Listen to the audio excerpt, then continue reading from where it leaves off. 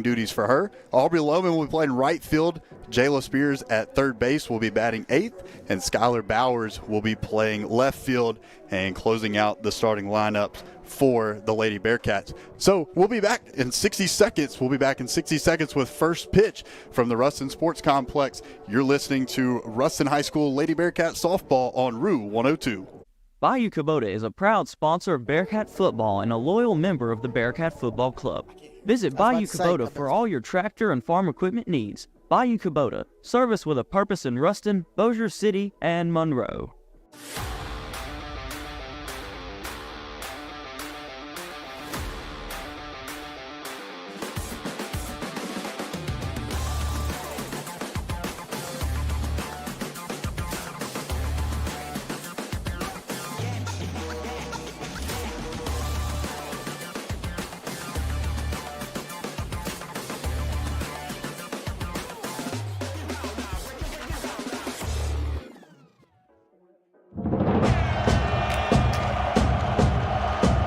Calling Bearcat Nation. This is Bill Hogan at CenturyNext Bank. Here we love our Bearcats, and we know there's no team like our home team. Remember, when you bank with us, you bank with locals. And that's a win for our community. Go Bearcats. Member FDIC Equal Housing Lender. Hi, I'm Christian Lewis from the Bearcat Nation Network.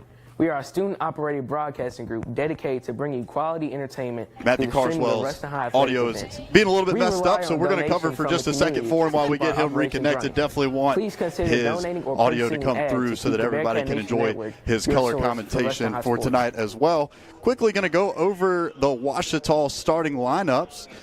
Batting first for Ouachita will be Asia Williams, the shortstop. Batting second will be left fielder Malaria Vaughn. Batting third, Aaliyah Alfaro. She will be doing the catching duties tonight. Madison Leonard will be batting cleanup, playing third base as well.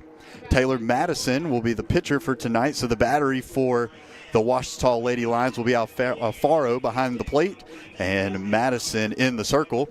Reagan Montgomery will be playing first base. Batting seventh, Journey Williams will be playing second base. Zoe Atkinson playing left field. She will be batting eighth, and Ainsley Blaylock will be batting ninth and playing right field. Ouachita tonight opting to not play with a flex player and with a designated player for batting. So we will have a lot of players for Ouachita that will be playing the entire night, as no one's going to be getting a break during the batting duties.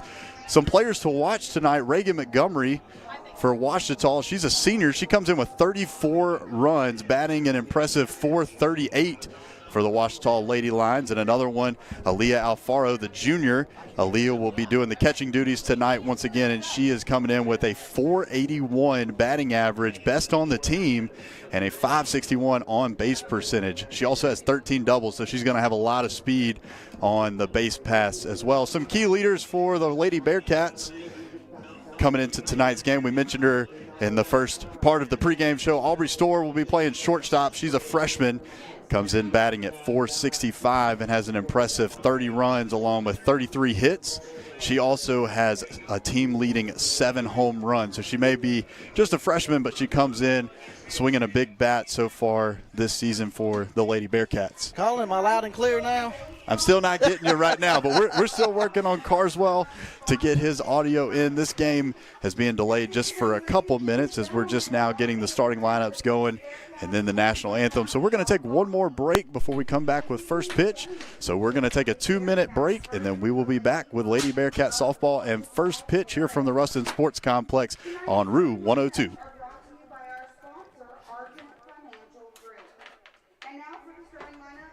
You were coming in loud and clear. Starting with the reserves. Number 9, Chesney Ashley. Number 23, Mary Hyde. Colin, my man, can you hear me? No? Number 5. I can hear you. This might be the messed up Twitter, or I thought that was the one. Number 13, Emma Rittmeyer. Number 10, Natalie Stokes. Number 18, Abigail Burr. Number 19, Kara Newcomer. But what about it? Number 11, Melaine Carter. And number 24, Alasia Matthews. And now for the starting lineup for our Lady Lions. Leading off and playing shortstop, number 4, Asia Williams. Batting second and playing center field this evening, number 26, Malaya Vaughn. Batting third and catching, number 7, Alea Alfaro. Batting fourth and playing third base, number 35, Madison Leonard. Batting fifth and pitching this evening, number 44, Taylor Madison. Batting sixth and playing first base, Reagan Montgomery, number 2. Batting second and seventh and playing second base, number 22, Journey Williams. Batting eighth and playing left field, number 1, Zoe Atkinson. Batting ninth and playing right field, number 8, Ainsley Blaylock.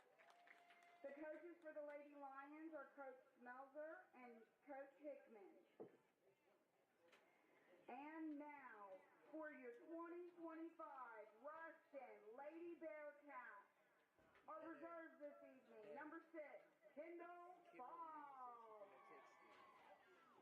Number 13, Mia Tapia. Number 15, Melina Lissel. Number 16, Annalise Doss. And number 18, Caitlin Moore. The DP for tonight for the Lady Bearcats and batting 6, number 10, Zamaria Jones. Playing right field and batting 7th, number 7, Aubrey Lohman. Playing center field and batting 3rd, number 21, Dave Toller. Playing left field and batting 9th, number 3, Skylar Bowers. Playing first base and the flex for tonight, number 22, Jaden Fahili. Playing second base and batting 5th, my personal favorite, number 9, Abby Holton. Playoff seeding. Ruston right now is entering at 27, and Ouachita is right now at 20. So if we need to sneak into the playoffs, we need to win a couple more games, and hopefully the teams ahead of us might get. Pierce Lumber has all of your outdoor cooking and tailgate needs covered with the full line of Traeger grills. 3 games remaining. The 3 games they have remaining, tonight's game obviously against the Lady Lions, and then Thursday we'll travel over to West Monroe, and then next Monday we'll close out the season against the Lady Vikings of Airline High School. Ouachita is coming into this game. They have lost, they've only won one of their last 8 games, and that could be a huge thing for the Lady Bearcats as the Lady Lions come in trailing in the past few games.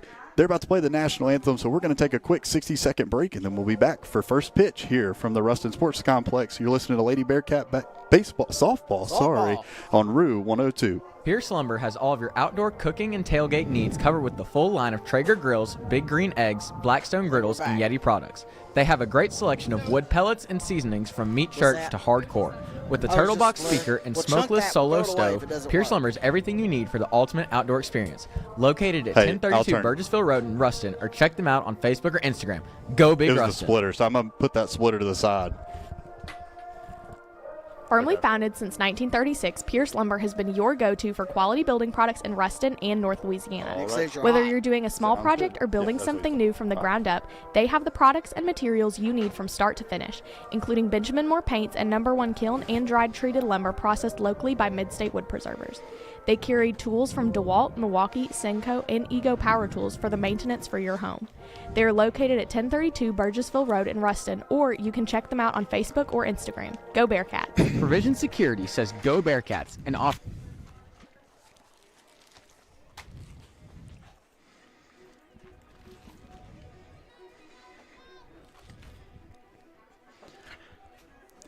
And we're back inside the Ruston Sports Complex. We've got everything fixed. We had a little bit of a snafu there during the pregame, but that's okay. Thankfully, the game was just a few minutes delayed, and so now we're going to be able to get some softball here from the Ruston Sports Complex. So once again, Colin McDonald joined in the booth by Matthew Carswell for tonight's matchup between the Ouachita Lady Lions and the Ruston Bearcats. In the circle tonight for the Lady Bearcats, Riley Atwood. Riley's coming in with a 5.31 ERA. She's done a lot of the pitching this season for the Lady Bearcats, but she will split some times with Sage Toller, who we saw last week as well. Absolutely. Riley, she did a great job on the mound last time up for the Lady Bearcats, so hopefully she can repeat that same performance tonight. Yes, last week for the Lady Bearcats, we had Riley starting in the mound. Or not on the mound. Once again, we're making another baseball reference. In the circle for the Lady Bearcats, and then Sage Toller came in relief. But that's okay because we're here, we're ready, and it's time to play softball. Leading off for the Ouachita Lions is the shortstop, Asia Williams. Asia, a right-handed batter, and Riley Atwood is ready with the first pitch, and we are underway at 6:07 with first pitch here from the Lady Bearcat softball field. An 0-1 count. That first pitch goes across for a strike, and Atwood's ready with the 0-1 pitch. That one's going to be sent down the third baseline. It's going to be immediately over to Fahili, and that will be a quick out for the Lady Bearcats. Just what we needed to get this one started. Absolutely. Asia, she's a freshman for the Lady Lions, and she's batting .377 on the season, so she's having a very good freshman year, and luckily on 2 pitches we got her out in first inning. Stepping in now is going to be Malia Vaughn.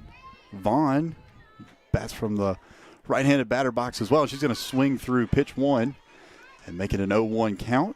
She's a sophomore. She's batting .379, so their top 2 hitters are batting very impressive so far for the Lady Lions this year.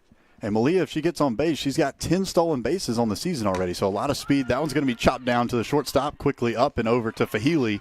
And very quickly here for the Lady Bearcats, 2 outs. We did see last week sometimes with 2 outs, that was the time when the Lady Bearcats really just needed to get that last out that we had the most trouble. So hopefully tonight that's not going to be the case. Absolutely. So far on 2 outs, that she's only thrown 4 pitches. So she's doing very, very impressively in the first inning. That's going to bring up Aaliyah Alfaro, the junior. She's also right-handed. That one's going to go inside for ball 1.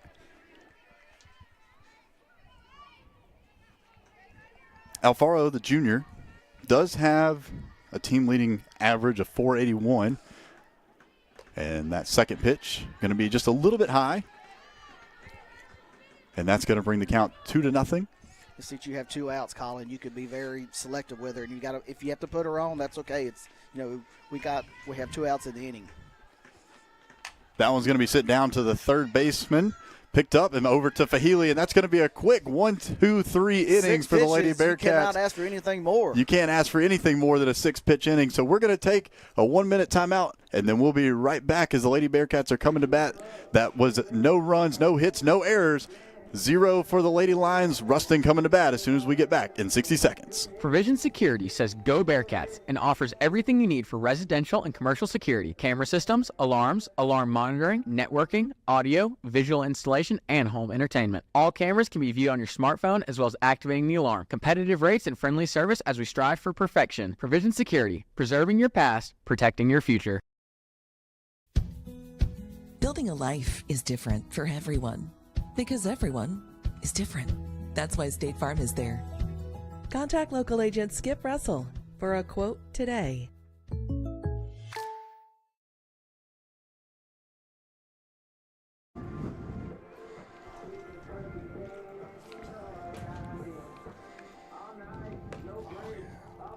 Jesus.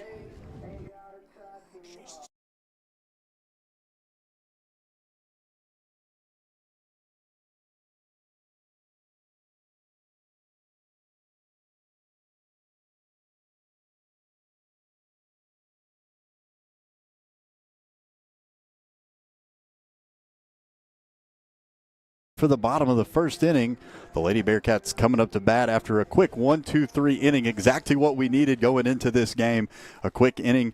And so tonight, leading off for the Lady Bearcats will be Aubrey Storer, who played shortstop, recorded one of the outs during that first inning. And Matt, she comes in, team best only as a freshman, so you can't ask for much more than that. She's batting .465 on the season, and also her on-base percentage is .513. So as a freshman, that's very impressive.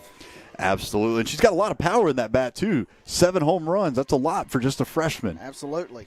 So Storr's going to step in from the right-handed batter's box, and we're ready for the bottom of the first inning. And she's going to look at that first pitch outside for ball 1. The Lady Lions playing Storr straight away out in the outfield. And the 1-0 pitch. That one's going to be sent shallow center, and it's going to be dropped by the center fielder. Storr thought about trying to go for 2. That one looked like the center fielder may have lost it a little bit in the sun, but we'll take it. That's going to be an error on the center fielder, but we'll take it as a leadoff single for the Lady Bearcats, and that's going to bring up Riley Atwood, the pitcher, who only had to throw 6 pitches during that first inning, and that's a great way to start the game. And it's strange, Colin, that only see one lady wearing a visor out the field. Usually you see them wearing visors and sunshades, but they're not wearing anything. So that might have contributed to her dropping the fly ball in center field. Atwood's going to watch that pitch go by for strike 1.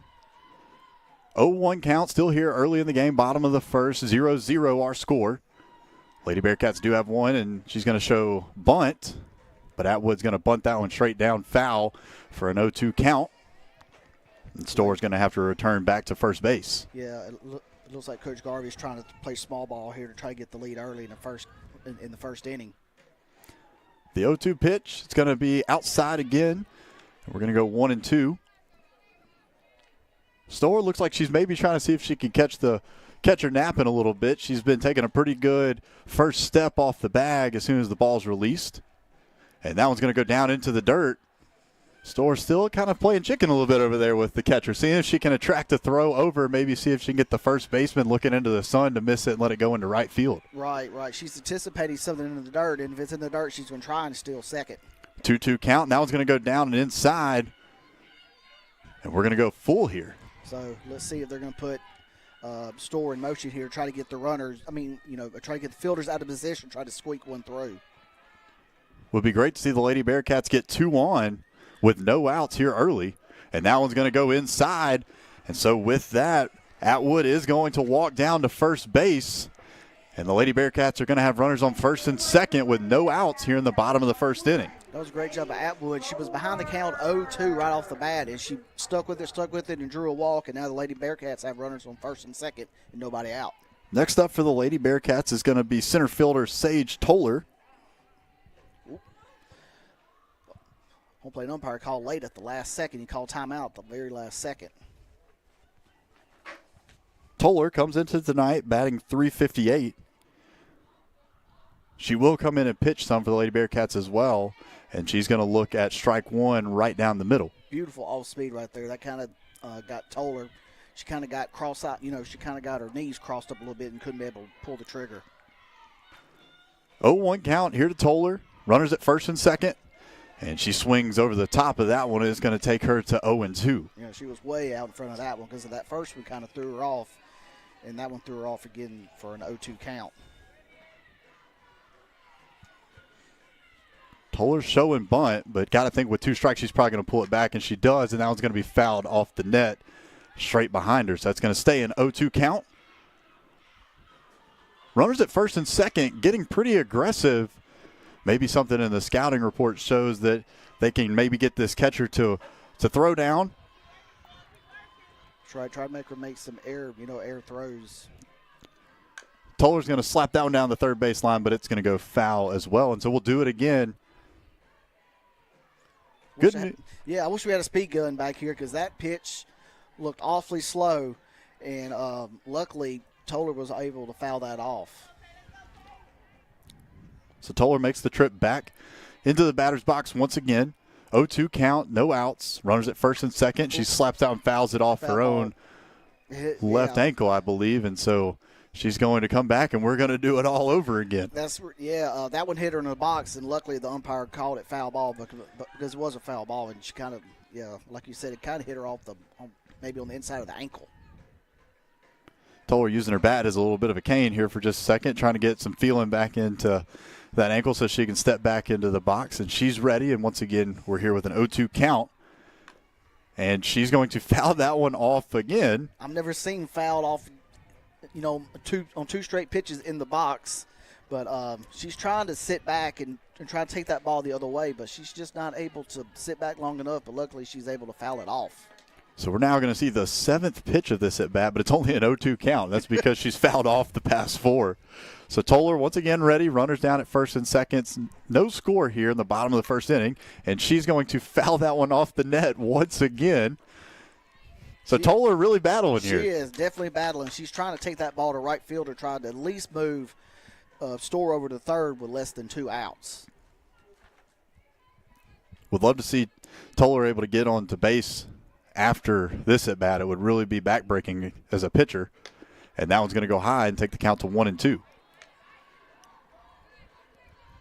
we're now about to see the 9th pitch of the at bat with still only a 1-2 count. If anything, she's at least making her throw pitches so the other batters in the dugout can at least see what she's throwing. That one's going to go low. 2-2. They're going to throw down to second. But Store's in easily back into the second base bag.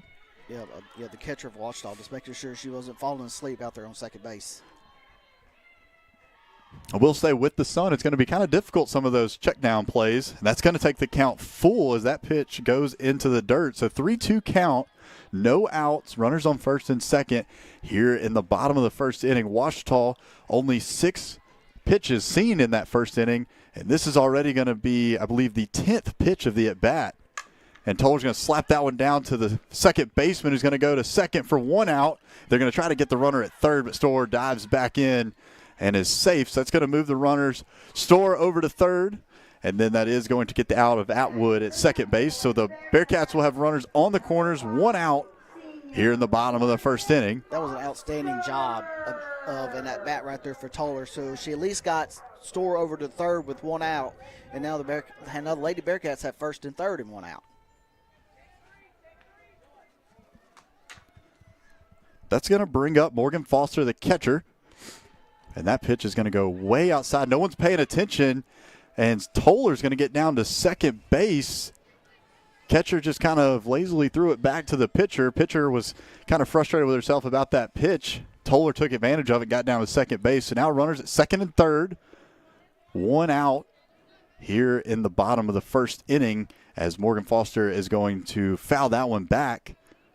And it's going to take the count to 1-1. Yeah, Toller was trying to purposely get it a pickle between first and second, maybe try to steal a run from third, but Washita was able to keep Store at third. And now they have runners from second and third and 1 out. That pitch goes down low. Tell you what, Madison's really struggling out there right now to get command of the ball. It looks like they're just trying to throw just some fastballs to see if she can find the zone, but she is kind of losing control of it right now. This is already going to be her 23rd pitch of the inning, and that one's going to go very high for ball 3. So now a 3-1 count, 1 out, bottom of the first inning. Washita once again unable to score, and a very quick 1-2-3 inning done by the Lady Bearcats. 3-1 pitch is on the way, and it's going to be outside, and that's going to be a walk by Foster, and it's going to load the bases. So Morgan Foster draws a walk, and that's going to bring up Abby Holton, the second baseman, with bases loaded and only 1 out here in the bottom of the first inning. Their last home game, College, she played outstanding on second base. She made at least 3 or 4 outs on second base, and also drove in the only 2 runs they scored last week against Neville. Holton also a right-handed batter, and that pitch is going to go way outside for ball 1.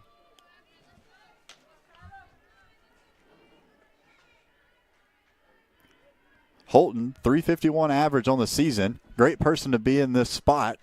And that pitch is going to go inside. Ball 2, they're going to throw down to third, but Store easily back to the bag before the tag. And that's going to take us to a 2-0 count. 2-0 count, bottom of the first inning, 1 out, bases loaded for the Lady Bearcats. And the pitch, that one's going to be right down the middle, 2-1. I think she was taken all the way on that one. Absolutely.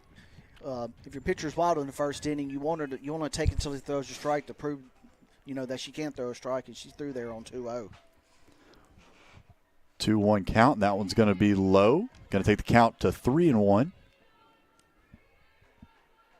Lady Bearcat batters being really patient tonight from the plate, letting a lot of pitches go by. That was already the 28th pitch of the inning, and that one's going to be low, and that's going to walk in Store.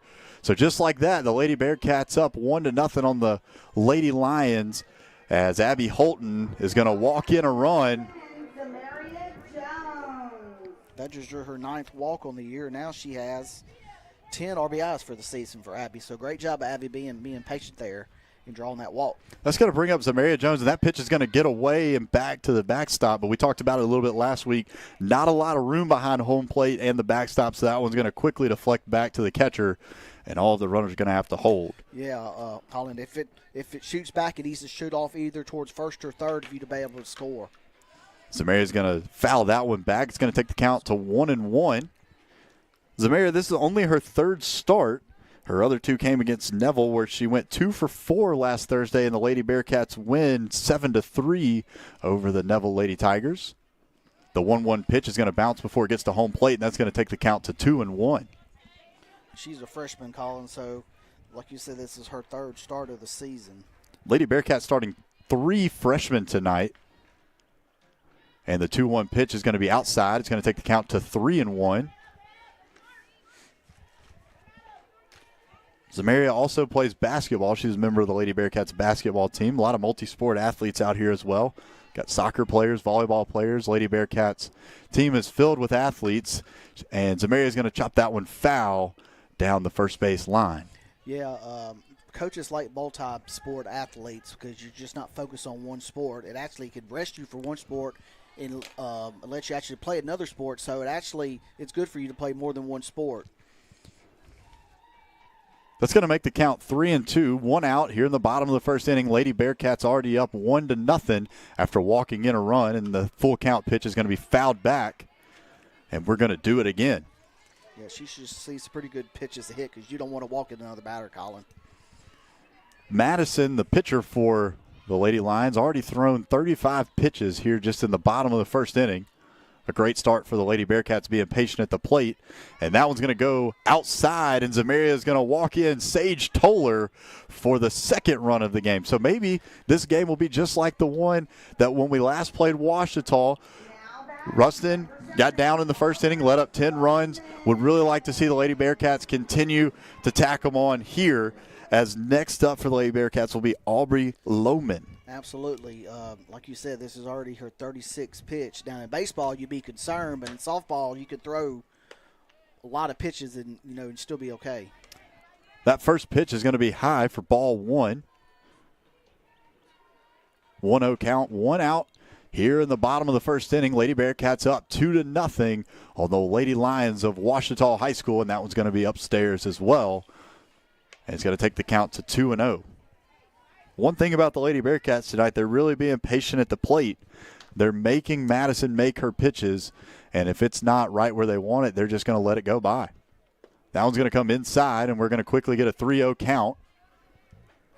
3-0 with nowhere to put her. The base is loaded with Lady Bearcats as Aubrey Lohman has watched 3 pitches and 3 balls go by. And that one's going to be upstairs, and that's going to walk in another run. So far, the Lady Bearcats have plated 3 runs, none of which have been earned. All have been the result of walks. And so that's going to bring a visit out from the head coach of the Lady Lions here, as once again, the bases are loaded with Lady Bearcats, and Madison has already thrown 39 pitches here in the bottom of the first inning. Looks like the Lady Lions are going to make a pitching change. So as they're making a pitching change, we're going to take a 60-second break, and we'll be back here from the Ruston Sports Complex as the Lady Bearcats are leading 3-0 over the Ouachita Lady Lions. We'll be right back in 60 seconds here on Rue 102.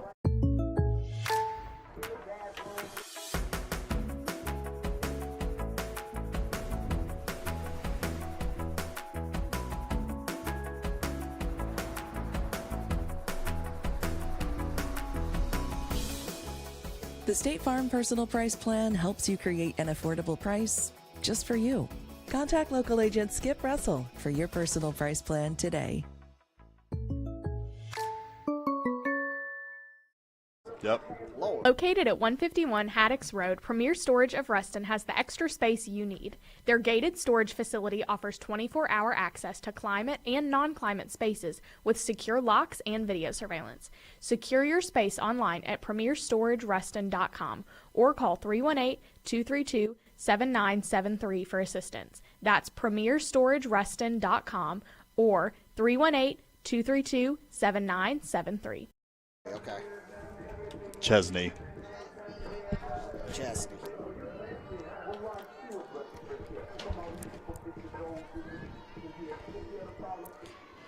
Welcome back. We're in the bottom of the first inning.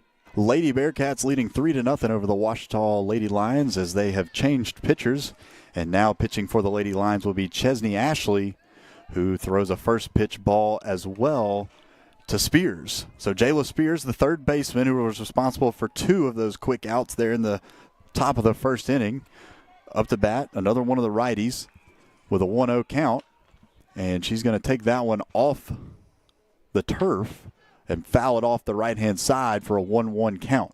Yeah, Colin, she's the number one pitcher. She's 4-6 with a 6.63 ERA.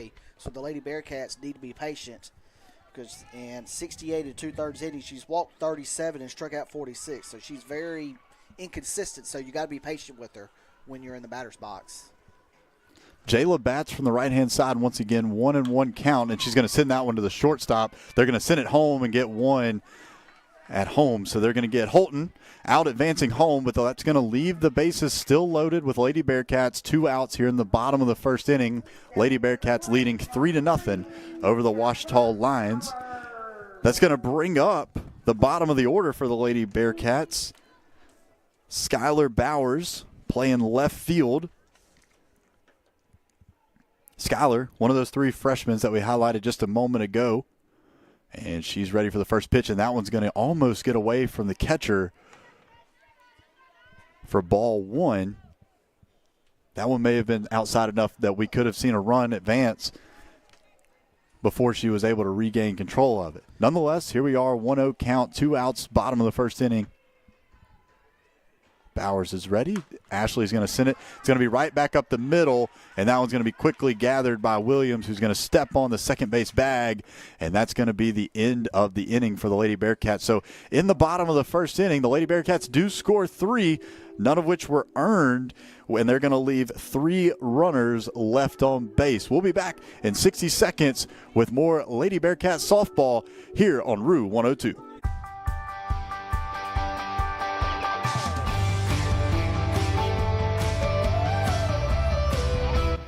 Hi, I'm Murphy DeMoss, and welcome to Tip of the Week. Hitting a pothole can knock your vehicle out of alignment. A pothole can also damage your tire or the wheel of your vehicle. The impact on tires increases dramatically based on the speed you are driving. For these reasons, it's best to avoid potholes completely. If that's not possible, avoid braking during pothole impact. It's better to roll over the pothole than brake hard and skid across it. Come experience the difference at Walpole Tire and Service in either Ruston or West Monroe.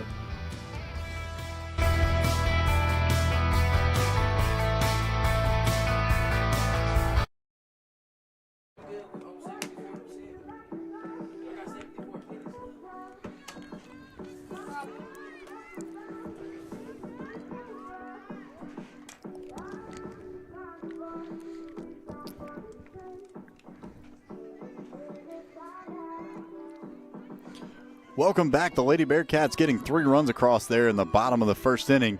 And Carswell, we were talking about it during the break. 3 runs on no hits. You can't ask for a much better start from the Lady Bearcats, and it wasn't because of errors. It was because of walks and being patient at the plate. Absolutely. I've been watching baseball for all of my life, and I haven't watched a lot of softball, but I've never seen 3 runs on no hits. That's going to bring up Madison Leonard, who's playing third base for the Lady Lions, and she's going to watch at strike 1 come across the plate. Leonard, a junior, is going to watch strike 2 come across. She does come into tonight's matchup with a .338 batting average, responsible for 15 runs and has 22 hits on the season. Atwood working quickly here And that ball is going to be down low for a 1-2 count. If you're just joining us, Lady Bearcats scored 3 runs there in the bottom of the first inning and lead the Lady Lions 3-0 here in the top of the second inning. 0-2 count. And that one's going to be outside.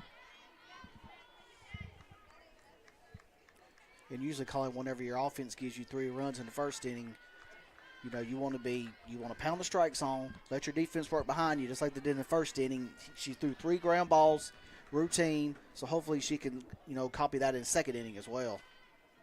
That one's going to be sent out to center field. It's going to be a high ball, and it's going to be at the wall. It's going to be off the wall in front of Toller, and Leonard's going to be into second with a stand-up double. A great piece of hitting there. She got under that one, and we almost saw one carry out of the park. That ball was crushed to center field, and it looked like the sun got into center fielder's eyes just a little bit. She kind of got twisted and turned out there in center field. Almost made the catch, but landed about 3/4 the way up the wall.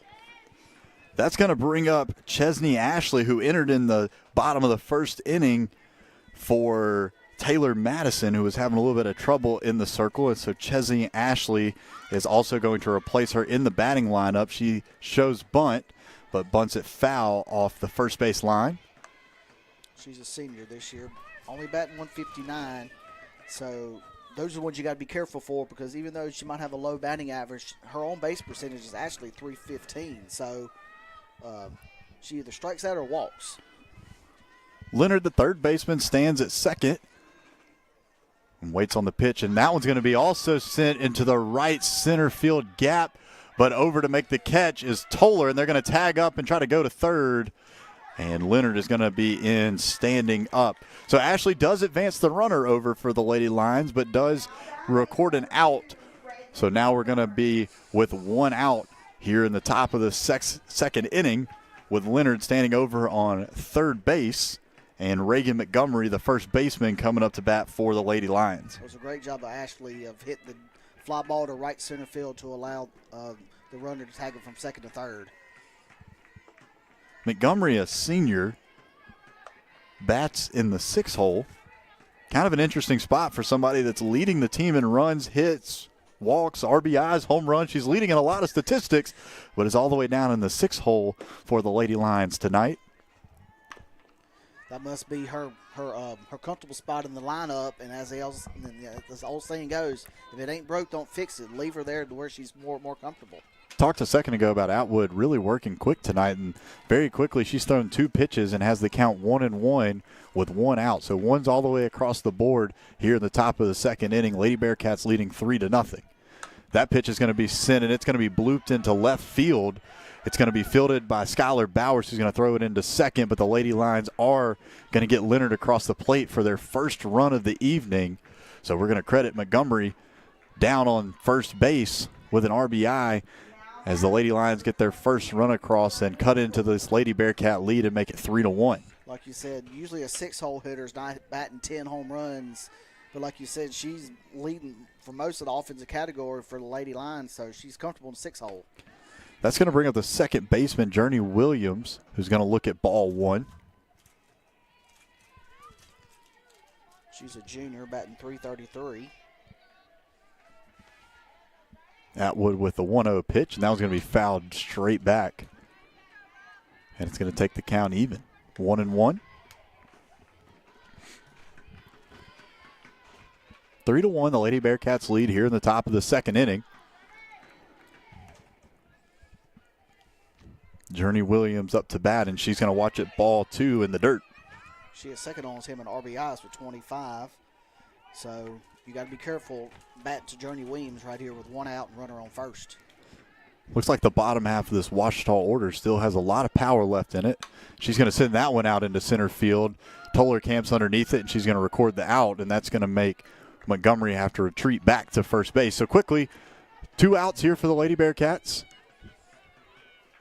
Great job right there of Stage Toller, just pitching the contact, hitting fly balls, and making the outs easy for her defense.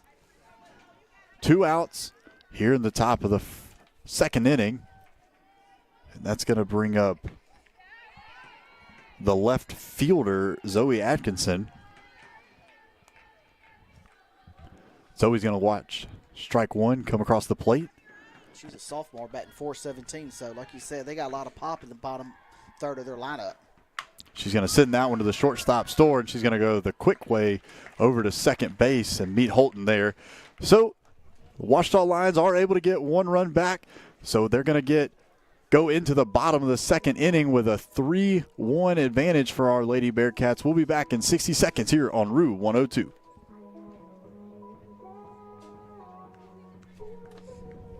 Side minimum.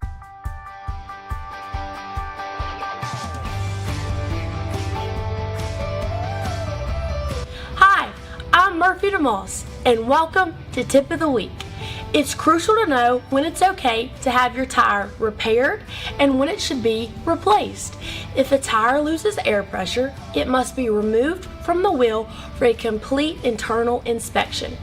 Tires that are run underinflated or flat for even a short period of time can be damaged beyond repair.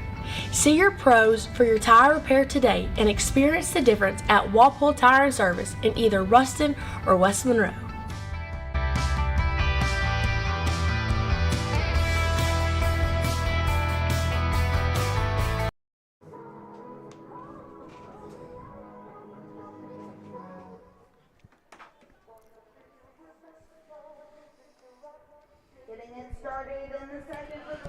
Welcome back. We're playing here in the bottom of the second inning. Lady Bearcats leading the Lady Lions 3-1. The Lady Bearcats sent 9 up to plate in the first inning, so we're going to flip the order again, and that's going to bring Aubrey Storr, the shortstop, up for her second at bat here already in the second inning. She did reach in the first inning due to an error by the center fielder who dropped what seemed like kind of routine play, but we talked about that sun being in her eyes, and she's going to foul that first pitch off the third base line. Yeah, hopefully us leaving those 3 runners on in the first inning after the new pitcher, after Ouachita had bring in the new pitcher, hopefully that doesn't come back to bite us later on in the game. Ashley, the second pitcher for the Lions, sends that ball way outside after Madison was struggling a little bit with her command in the first inning. We talked about it earlier, 39 pitches there in the bottom of the first inning and before Ashley came in and recorded the final 2 outs. The 1-1 pitch from Ashley goes low, and that's going to take the count to 2-1. Bottom of the second inning, Lady Bearcats once again leading 3-1 over the Ouachita Lady Lions in a crucial game coming into the end of the schedule. And that pitch is going to be sent out into center field, and it's going to be off the wall for Storr, who's got a little bit of a limp right there. She comes into first base limping a little bit. A play that usually probably would have been a double for her. She's got a team-leading 10 doubles, but it looked like as soon as she got out of the box. Yeah, she does not look comfortable at all. She hit that ball to right center field about 3/4 the way up towards center field, and she does not look comfortable running on first base. So let's see if she's going to get a pitch runner. Looks like she's going to get a pinch runner as she's going to kind of limp across the diamond. See if we can get a number here on the pinch runner.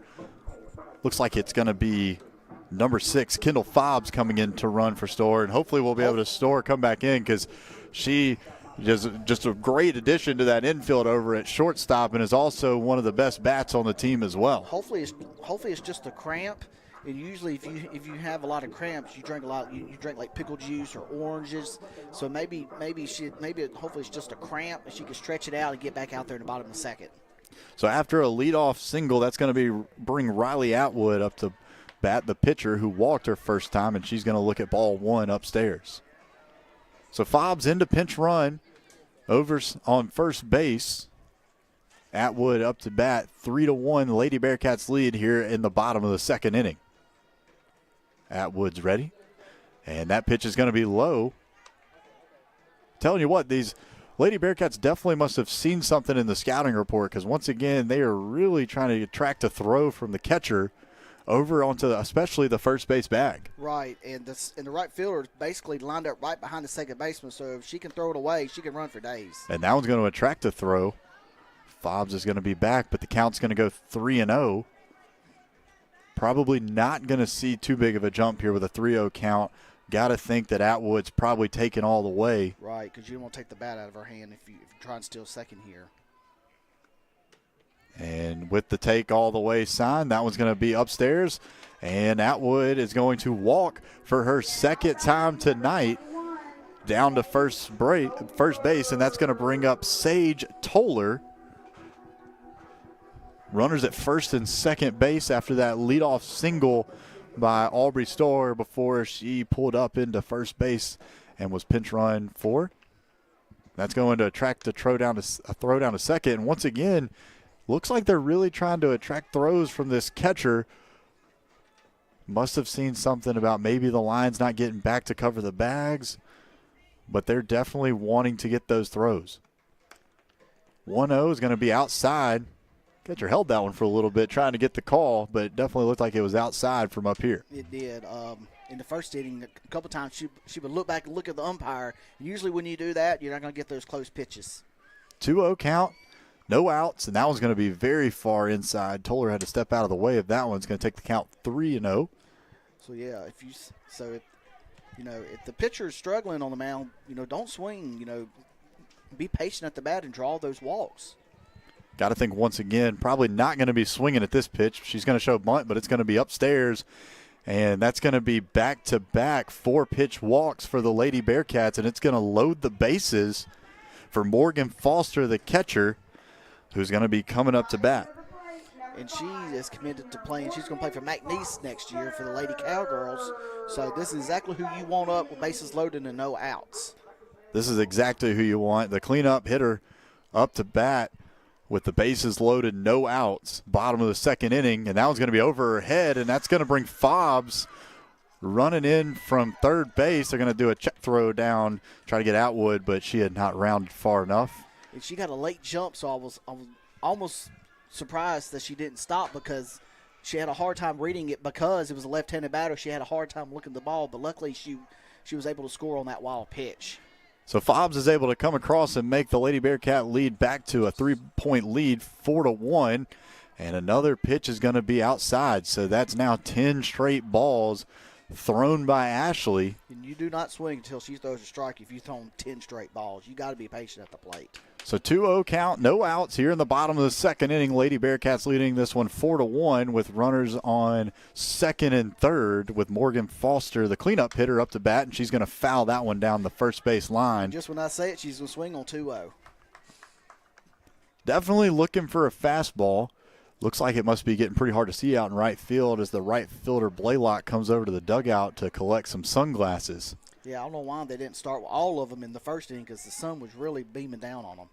That one's going to be fouled off in the batter's box, so 2-2 count. Got to like the trust she's got in Foster here. Absolutely. Like you said, Colin, she has second and third and no outs. All you want to do is pull the ball to the right side, advance the runner, scoring from third, and then move her over to to third with just one out. Foster steps back in for the 2-2, and that one's going to be hot shot right back towards the Ouachita dugout. She was way out in front of that one, Colin. She was out in front, and that's going to make the count 2-2. She's definitely trying to pull the ball to try to score that runner from third. 2-2 count here in the bottom of the second inning. Morgan Foster up to bat for the Lady Bearcats, the cleanup hitter, in a good spot to try to add to this lead, and that one's going to be high for ball 3. We're going to have a full count here with still no outs for the Lady Bearcats. Still looking to pull something here, so hopefully you score the runner from third. And the pitch from Ashley is going to be fouled off once again. Lady Bearcats really going deep in a lot of these counts. Ashley's already up to 24 pitches on the night. So far, Ashley, the second pitcher for the Lady Lions, has already got more than Atwood, the starter for the Lady Bearcats, and she's going to float that one very high, and that's going to send Foster down to first base and once again load the bases for the Lady Bearcats here in the bottom of the second inning. Still no outs, and that's going to bring Abby Holton up to bat for the Lady Bearcats. Batting .351 on the season, Colin, and on-base percentage of .431. So this is who you want at the plate. Bases loaded, no outs. That one's going to be inside, but it is going to catch the corner, and it's going to be across for strike one. So 0-1 count, no outs. Bottom of the second inning, Lady Bearcats leading 4-1. Lady Bearcats up 4-1 with only one hit so far, and that's going to be shown bunt. And it's going to be called for strike 2. Looks like she was trying to do a safety squeeze. So 2 strikes on Holton. No balls. She steps back in. Thought that pitch was a little bit outside. It looks like she was arguing, but nonetheless, we're going to have an 0-2 count here to Holton. Ashley with the pitch, and that one's going to be sent to the shortstop, who's going to throw it wildly past third base, and that's going to bring Atwood in to score. So on the error on the shortstop on the bad throw to third base, because that was really her only play calling, because all of her momentum was taken towards third, but she just threw a wild throw to third to allow the runner to score, so they didn't get any outs there, luckily. So on an E6, that's going to leave the bases loaded for Zamaria Jones, the designated player tonight, as the Lady Bearcats are able to add another run and get up 5-1, still on only one hit. But we've got the bases loaded here in the bottom of the second inning, no outs, and that pitch is going to be outside for ball 1. You got to be patient here, Colin, because she hasn't thrown that many strikes. And that one's going to be low for ball 2. So Ashley, who came in with most of the pitches for the Lady Lions this season, is also having a hard time finding the strike zone, and they've already used up one of their pitchers as well. Yeah, she's easily thrown the most innings than anybody else on the Lady Lions team. Now she's over 69 and a third innings pitched. That's going to be another ball, so another 3-0 count. Got to think Jones is probably going to be looking for ball 4 here, and that one's going to be right down the middle for a 3-1 count. Let's see, she has to take on again for 3-1 because she, like you said, she has not thrown many strikes this inning. 3-1 count, no out still here in the bottom of the second inning. Lady Bearcats up 5-1, and that one's going to be chopped to the pitcher, and she is going to get the out. I thought for a second the catcher may have dropped it, but it looks like she was able to regain control and step on home plate. So they'll get Toller out, advancing home, but the bases will still be loaded with Lady Bearcats. Yeah, and she didn't have to make the tag on that, Colin, because it was a force out. So I don't know if she was in between. Am I going to make the tag? Should I stay on the bag? So she just made the tag and, like you said, got the force out at home with 1 out. So Aubrey Lohman up, showing bunt, and she's going to bunt that one foul down the third base line. Looks like the Lady Bearcats are fine with just getting another run here, maybe try to force an errant throw just to add to this lead a little bit, as they're up 5-1 here in the bottom of the second inning. Still, like you said, only 1 hit on the game so far for the Lady Bearcats. So Lohman's going to come back. We're going to see if she's going to still show bunt here with an 0-1 count, 1 out in the bottom of the second inning. And she's going to watch strike 2 come across the plate. Yeah, I'd like for her to take that ball to right field to at least move the runner, that are on second and third, at least advance them over. And you'll be glad to give up another run for an out here.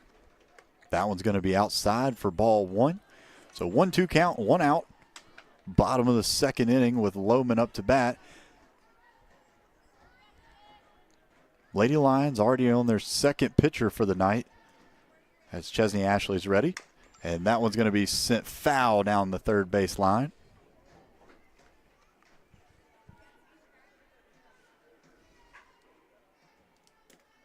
Outside the store, all the Lady Bearcats, they just don't seem to be getting good contact on a lot of choppy and ground balls.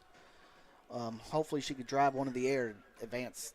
And that one's going to be fanned on by Lohman. And they're going to do a check throw down to first, but diving back in is going to be Zamaria Jones. I think she forgot how many outs there are, because it looked like she was kind of starting to head towards the dugout a little bit, and then or just advance to the next base, but realized that it wasn't time to do that, and so now we're going to have 2 outs here in the bottom of the second inning, and that's going to bring up Jayla Spears, the third baseman, the 8th batter to come to bat here in the bottom of the second inning for the Lady Bearcats, as that one's going to be outside for ball 1. Yeah, Ruston's, they really need to take advantage of these situations. You don't want to leave 6 runners on, and you could at least got a couple more runs out of it. Jayla Spears, the third baseman, 1-0 count. She's going to send that one down the first baseline, foul. And it's going to make the count 1-1. There is a lot of speed on the bags for the Lady Bearcats right now, so anything in the outfield would probably score at least 2. They're playing real deep, Colin, so maybe you can drop one in between. And that one's going to be fouled once again over the first base bag. That's going to take the count to 1-2. So 1-2, 2 outs here in the bottom of the second inning. The Lady Bearcats leading 5-1 with only 1 hit. That one came earlier in this inning by Aubrey Storr. And since then, the Lady Lions have had a hard time finding the strike zone. That one's going to be chopped into shallow right field, and it's going to score 2. Here comes the throw, but it's not going to be in time. And Spears is going to advance to second on the throw as well. So that's going to score 2 for the Lady Bearcats as Spears is going to get 2 RBIs on a ball that just got into the gap between first and second. And that's going to put the Lady Bearcats up 7-1 here in the bottom of the second. Yeah, that's just a backbreaker right there, Colin. You had them 1-2 in the count, and she just hit, like you said, just a little squeener in between first and second that reached the outfield, able to score 2 runs for Ruston. And that one by Bowers is going to be popped up on the infield. Third baseman calling for it. Had a little miscommunication there with the pitcher, but nonetheless, the Lady Lions are going to get the final out. However, the Lady Bearcats are able to plate 4 on 2 hits. So we only had 2 hits, but the Lady Bearcats able to score 4, and we're going to go to the top of the third inning with the Lady Bearcats leading the Ouachita Lady Lions 7-1. We'll be back in 60 seconds here on Rue 102. Hunter Smith, class of 1999, and Josh Beckham, class of 2006, are firmly founded. Contact us for 2 Bearcats who will be a trusted advisor in your next sell or purchase of recreational, investment, or hunting property. Go Cats!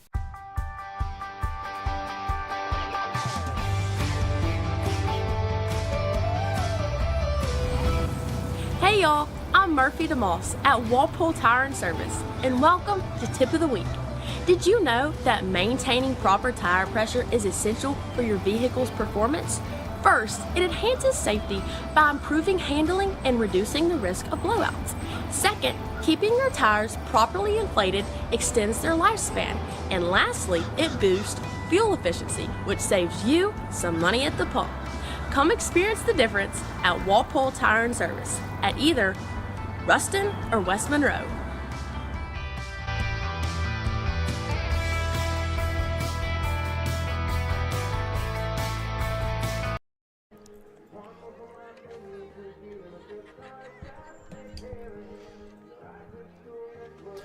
Welcome back as the Lady Bearcats are leading this one 7-1 here in the top of the third inning after getting 4 runs on only 2 hits there in the bottom of the second, and are leading this one 7-1 over the Lady Lions. It looked for a second there like Storr was not going to be still in the game after she hit that leadoff single in the last inning, but she is going to make a trip back out to play shortstop for the Lady Bearcats. That's big news right there for Ruston because she's your best player as a freshman and playing shortstop. Ainsley Blaylock's going to lead it off with a bunt, and very quickly 1 pitch, 1 out for the Lady Bearcats. And that's a great way to start the inning. You just put a lot of pressure on the Lady Lions pitching staff after making them throw a lot of pitches there in the bottom of the second after a lot of walks. And really quickly you get 1 pitch, 1 out. And after that first inning, 6 pitches, 3 outs. Would love to see another inning like that. You're not kidding, Colin. She's trying to do that bunt past the pitcher, because if you get it past the pitcher, it's going to be an infield hit. But luckily, she played a great job of fielding position, get the play out at first. That's going to bring up Asia Williams. Asia, the leadoff batter for the Ouachita Lady Lions. And she's going to foul that pitch off and quickly get behind in the count 0-2.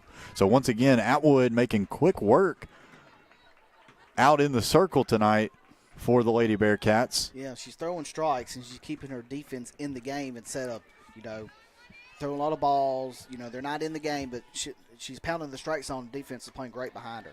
That 0-2 pitch is going to be a little bit upstairs, and it's going to bring the count to 1-2. So 1-2.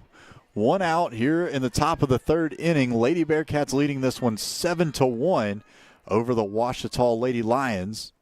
And the 1-2 pitch is going to be low. Good block by Foster behind the plate. And that's going to bring us to an even count of 2-2. Yeah, I tried to get her to chase there on 1-2. She did a great job of laying off. Williams leading off for the Lady Lions, only a freshman. And she's going to watch ball 3 come across, and that's going to bring the count full 3-2.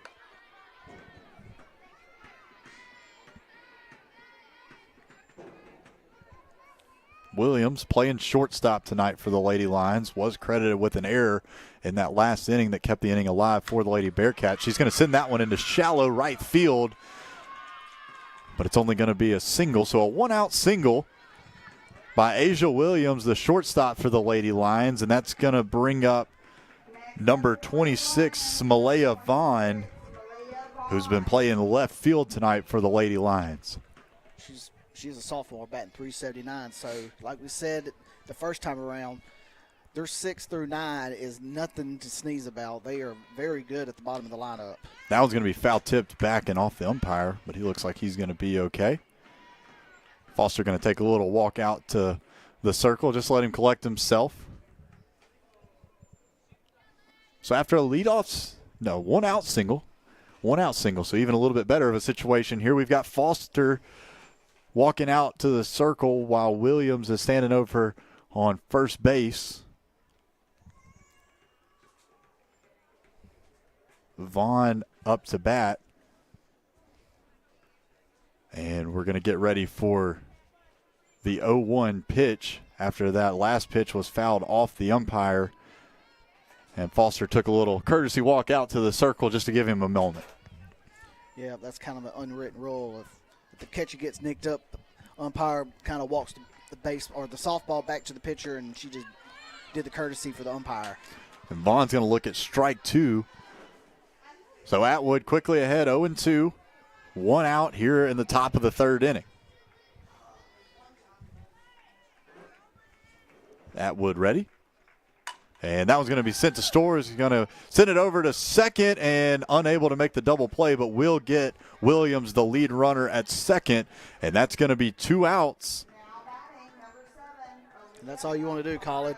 You got a 6-run lead. You just want out. So if all you do is get the lead runner at second, that's fine. Even though Abby tried to throw the first, tried to complete the double play, but at least they got an out.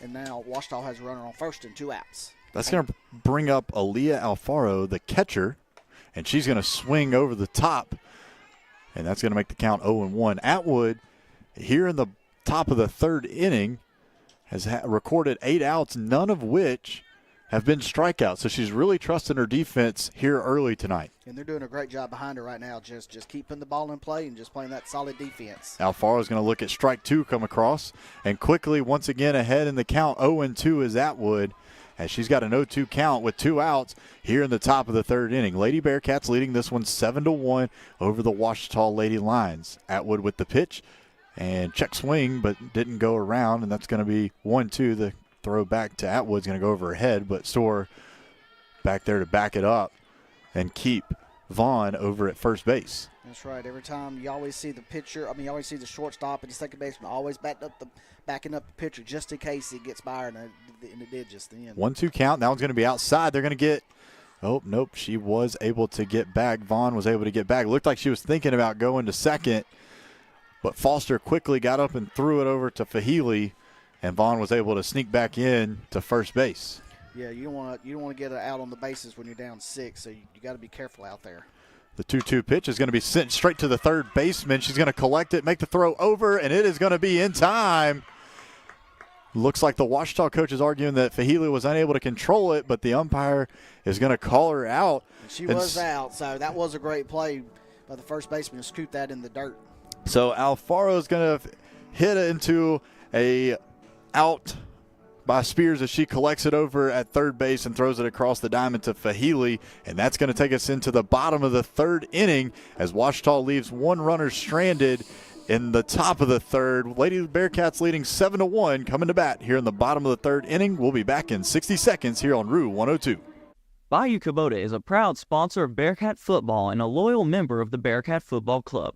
Visit Bayou Kubota for all your tractor and farm equipment needs. Bayou Kubota, service with a purpose in Ruston, Bossier City, and Monroe. That. Well, it doesn't do it by inning. Oh, it doesn't? Like, it doesn't tell me how many runs, hits, and errors there were in the inning. Oh, yeah, like.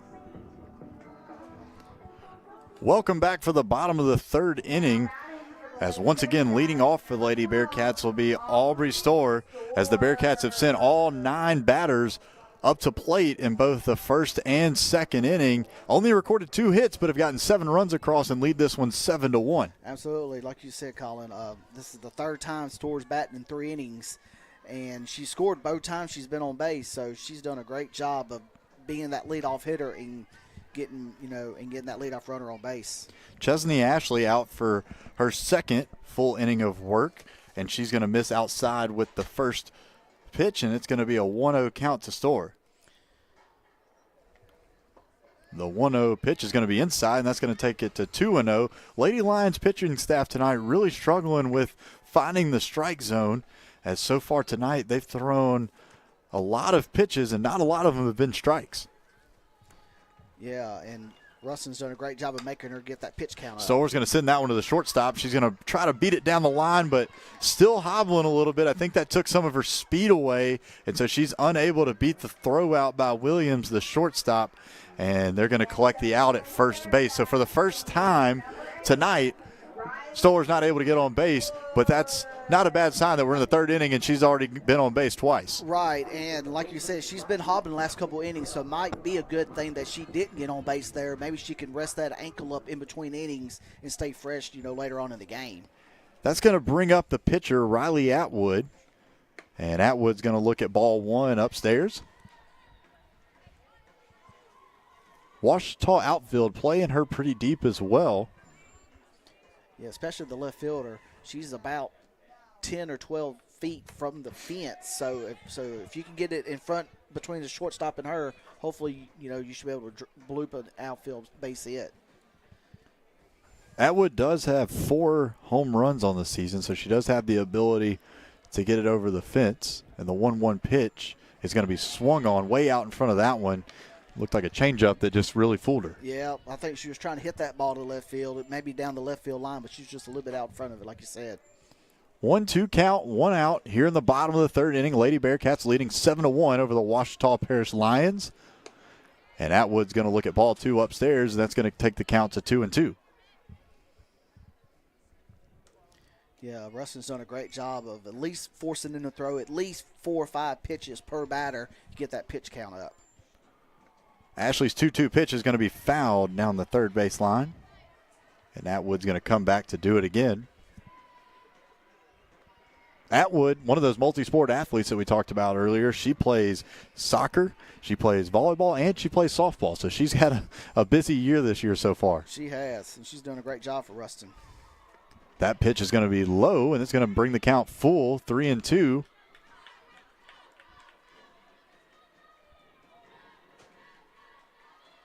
Three-two count. We mentioned it earlier. Lady Bearcats being very patient at the plate.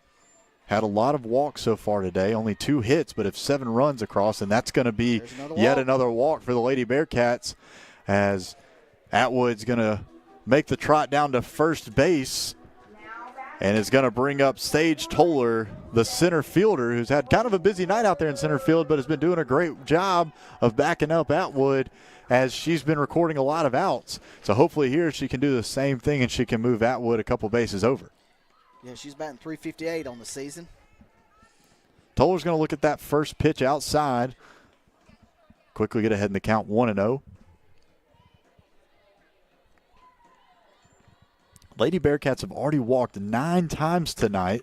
That one's going to be sitting down the third baseline. She's going to make the out at second. So Leonard's going to send it over to Williams and get Atwood advancing over to second for the second out. And Toller is going to make her way down to first base. So that'll go down as a fielder's choice for Sage Toller. So she was able to reach on first on the fielder's choice with 2 outs. So 2 outs here in the bottom of the third inning. Toller standing on first base. Morgan Foster, the catcher, stepping in and looks at that pitch outside for first pitch ball. And once again, I believe that may be close to the 12th time that we've started off an at-bat with a ball. Yeah, and it's been the complete opposite for us, and I think she's been ahead at almost every batter. The 1-0 pitch upstairs, ahead 2-0. Yeah, usually 2-0 is your best pitch to hit. You only go 3-0, so let's see if Morgan gets a pretty good pitch here to hit on 2-0. Foster, the cleanup batter. And she's going to pull that one just foul, maybe by about 3 or 4 inches down that first base line. And if she could have gotten that one to be fair, probably would have been close to a triple because the right fielder was playing her way over towards center, and it was going to take her a minute to get to it. Oh, she would have easily gotten at least 2, if not 3. And like you mentioned, she just missed that by inches. Sometimes you wish there was chalk on the field instead of paint, and maybe the chalk would have flew and it would have been a fair ball, but it was just barely foul. So the 2-1 pitch, 2 outs, is going to hit Foster. So either way, she's going to get to walk down to first base, and that's going to advance Toller over to second. It's going to bring up Abby Holton, the second baseman. She is batting .351 on the season. Her on-base percentage is .431. So let's see if Abby can get a big 2-out hit here. Abby's already got 2 RBIs on the night. Get this, she has 2 RBIs with no hits. You don't hear that very often, Colin. Usually it's either by a walk or maybe a hit batsman. But like you said, she's gotten 2 RBIs on no hits.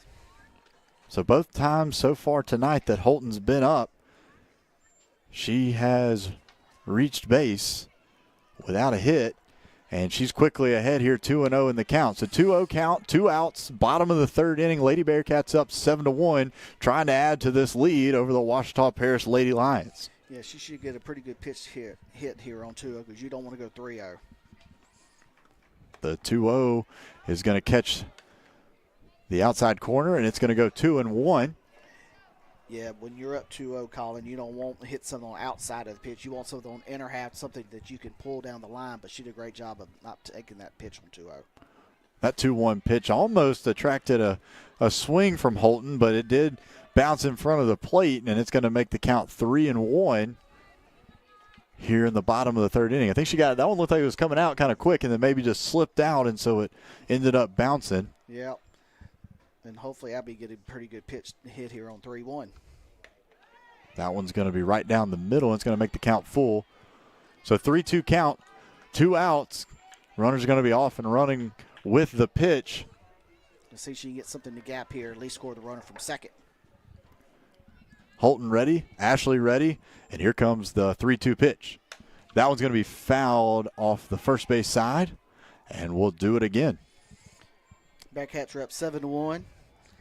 Bottom of the third here at the Ruston Sports Complex. Hopefully Abby can get a big 2-out here with runners on first and second and 2 outs. 3-2 count, 2 outs. And that one's going to be sent up, but gathered in very nicely by the shortstop, who's going to take it herself and get Foster out at second base. So we're going to go into the top of the 4th inning. In the bottom of the 3rd, the Lady Bearcats get no runs on no hits. There were no errors, and they're going to leave 1 runner on base. We'll be back in 60 seconds here from the Ruston Sports Complex as the Lady Bearcats lead 7-1 over the Ouachita Parish Lady Lions. You're listening to Lady Bearcats softball here on Rue 102. Calling Bearcat Nation. This is Bill Hogan at Century Next Bank. Here we love our Bearcats, and we know there's no team like our home team. Remember, when you bank with us, you bank with the locals. And that's a win for our community. Go Bearcats. Member FDIC Equal Housing Lender. Hi, I'm Christian Lewis from the Bearcat Nation Network. We are a student-operated broadcasting group dedicated to bringing quality entertainment through the streaming of Ruston High athletic events. We rely on donations from the community to keep our operations running. Please consider donating or purchasing an ad to keep the Bearcat Nation Network your source for Ruston High sports.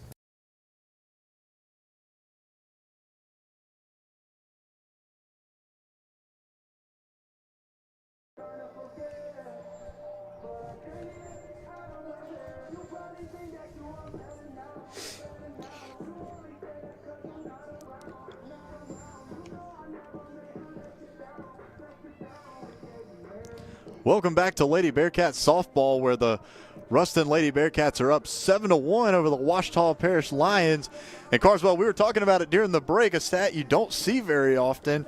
Ruston is actually getting out-hit in this one 3-2, but is up 7-1 on the scoreboard. Yeah, luckily you don't go by hits, to determine how many runs you get.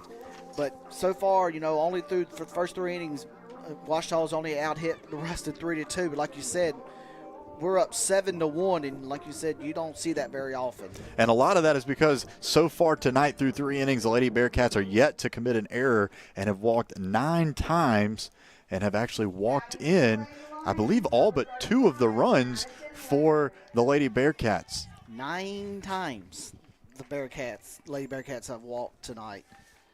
That's going to bring up the third baseman leading it off here in the top of the 4th inning for the for the Lady Lions, Madison Leonard. Leonard, her last time up, doubled to center field. It went off the wall and was able to get over to second base before coming around for the lone run for the Lady Lions. Atwood still out on the mound, and she's going to be low for ball 1.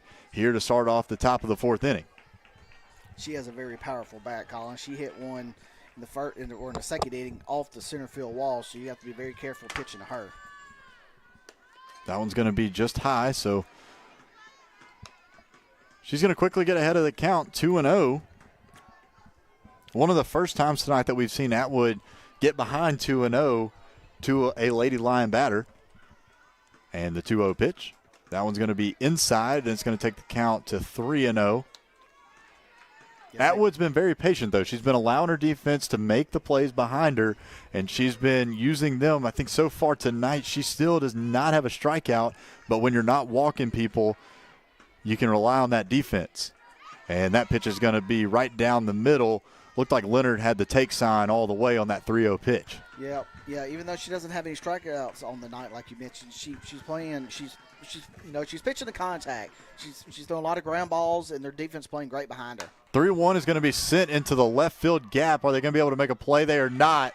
As it's going to be a home run for Leonard. So we just talked about the power that she had in the bat as the cleanup hitter, and she is going to hit her 8th home run, and she is now responsible for both runs that the Lady Lions have been able to plate so far tonight. Absolutely. Like we said, that first hit, she hit it straight away center field about 3/4 away off the wall.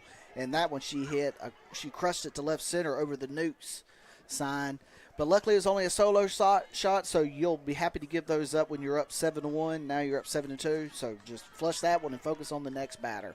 Just like you said, be great to see how Atwood responds here. Still up 7-2. You've still got a 5-run lead, so no reason to panic here. No outs, top of the 4th inning. The Lady Lions do come straight back swinging. Looked like they had Holton cheating a little bit towards second and were able to get it into the gap. And that one's going to be out into shallow right field. Yep. As Ashley, the pitcher for the Lady Lions, is now going to be standing over at first base. Yeah, that was a great job of hitting right there. Like you said, Abby was playing a little bit pinch in the middle there, so she drove it basically between first base and second base to get a base hit for the Lady Lions. So after that single, that's going to bring Coach Lauren Garvey out to talk to the infield. Here in the top of the 4th inning, Lady Lions have been able to get 1 run back, but the Lady Bearcats do still lead 7-2. over the Ouachita Parish Lady Lions.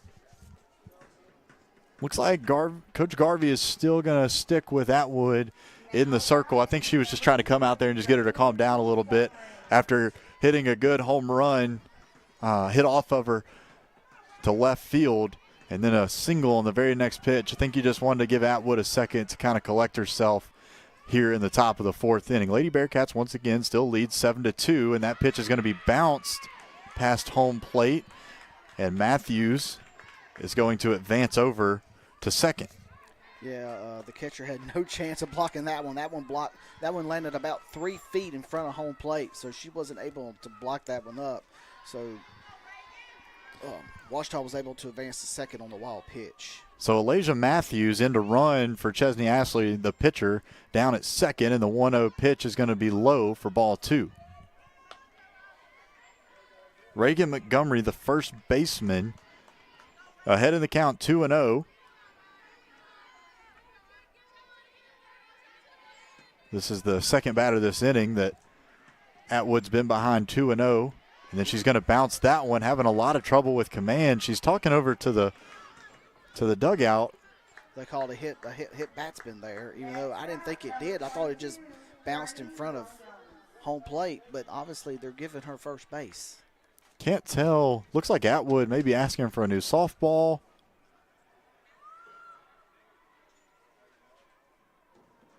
But does look like that play is going to stand, and Montgomery is going to be down at first. Oh, it did look like he was saying it was a hit batsman, but that was ball 4. Ball 4. So, okay. But it did look like the home plate umpire was saying that it hit her. It looked like she was pointing down to the batter and telling her to take her base. But I didn't realize it was already 4 pitches. I thought it was just 3. So we will have runners at first and second base for the Lady Lions, as Journey Williams, the second baseman, is going to come up to bat. She's batting .333 on the season, so we got to be careful here. We don't want this to spiral out of control and put up a crooked number, so she needs to throw a grand ball here and just get it out somewhere. That first pitch is going to go outside. So 1-0 count, no outs. Top of the 4th inning. Lady Bearcats leading 7-2, but are having a little bit of trouble here in the top of the 4th inning as the Lady Lions have runners on first and second, and that one is going to be sent over the fence to left field. Nothing that Bowers could do about it, but watch it go over the fence. And just like that, the Lady Lions have made it 7-5 as Journey Williams sends the second home run of the inning over the left field wall and brings the Lady Lions within 2. 7-5 here in the top of the 4th inning. Lord, the only part that wasn't going out of is Yellowstone. She hit the absolute mess out of that one to left field. So Journey Williams hits her 5th home run of the season, and a pretty crucial moment for the Lady Lions to bring them within 2 of the Lady Bearcats. That's when those walks can come back to haunt you, just like it did for Ouachita in the first and second inning. It's starting to haunt us here in the top of the 4th. That's going to bring Zoe Atkinson, the left fielder, up to bat for the Lady Lions.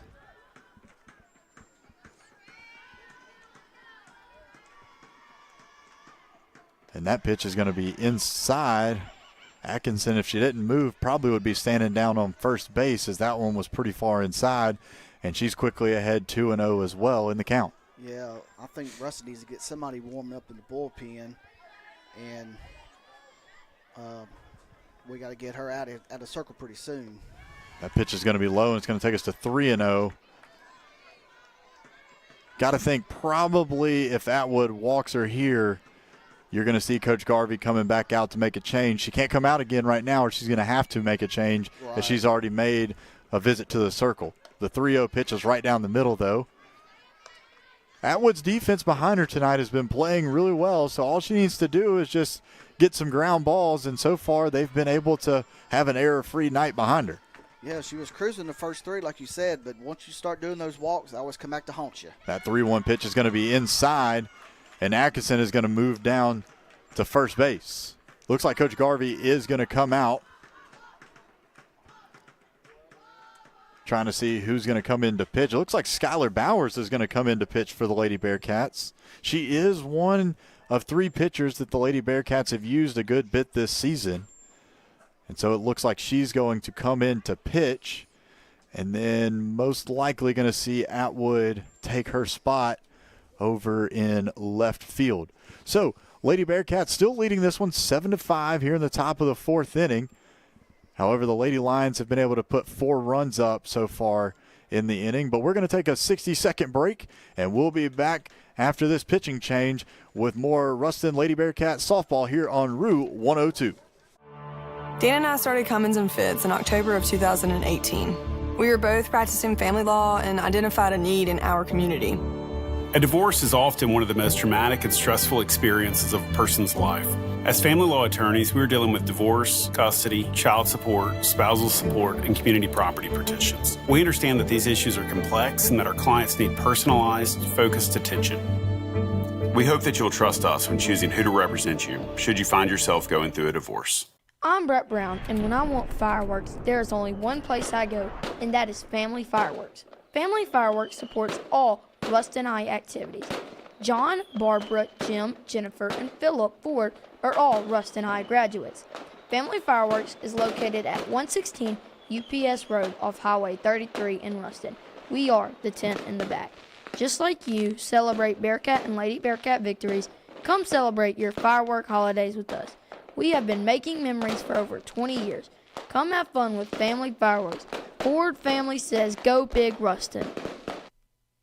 The top of the 4th inning, as Skylar Bowers is going to enter the circle for the Lady Bearcats. Skylar entering the game in a very crucial moment in a crucial game, only as a freshman, but this shows the faith that Coach Lauren Garvey's got in her to put her in the circle with a 2-run lead in the 4th inning in a game that really could determine a lot coming into the playoffs. Absolutely. Yeah, Coach Garvey, like you said, is bringing her in to maybe stop the bleeding, so to speak, and we got to get out, to get back in the dugout and score some more runs. So Bowers, she does get the first pitch across for a first pitch strike, and that's going to be 0-1. She does have a runner down at first base, 7-5. The Lady Bearcats lead here in the top of the 4th inning. Get back to throwing those ground balls again. Get you some outs and get you back in the dugout. That pitch is going to be popped up, and it's going to be fielded by Morgan Foster behind the plate on a very quick pop-up.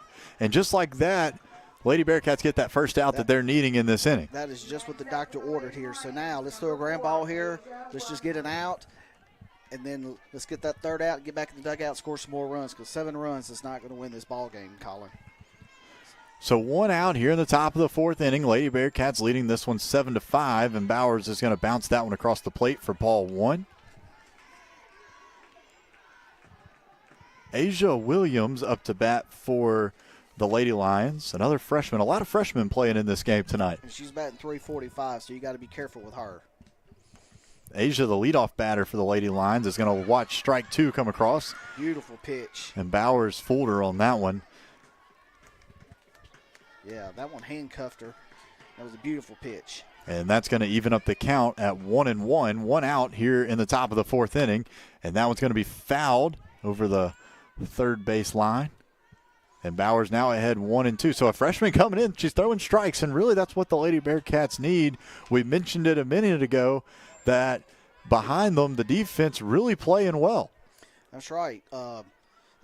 Like you said, haven't made any errors tonight. Let's throw ground balls and let's get some easy outs here. And that one's going to be sent to the shortstop, Stoller, and she's going to double her up over at first base. So great heads-up play by Aubrey Stoller, who catches the line drive moving to her left and then throws up Atkinson over at first base. So just like that, Lady Bearcats able to get out of it, but they do give up 4 runs here in the top of the 4th inning on 3 hits, 2 of which were home runs, and leave no one on base. So we'll be back in the bottom of the 4th inning. Lady Bearcats leading this one 7-5. We'll be back in 60 seconds here on Route 102. First Ruston invites you to join them on Sundays at 8:30, 9:45, or 11 a.m. We offer kids worship at all 3 services. On Wednesday nights, students meet at the Powerhouse. Middle school students at 5:30, high school students at 6:45. Our mission is to help you find God's plan for your life in a fun, friendly, encouraging environment. For more church info or to watch our services online, we invite you to visit fbcruston.org. We're saving a seat for you at First. At GBT, we're more than just a bank. We're part of the community, and we're proud to cheer on Ruston High Athletics. Whether it's on the field, court, or track, we're excited to stand by our athletes and celebrate their hard work and dedication.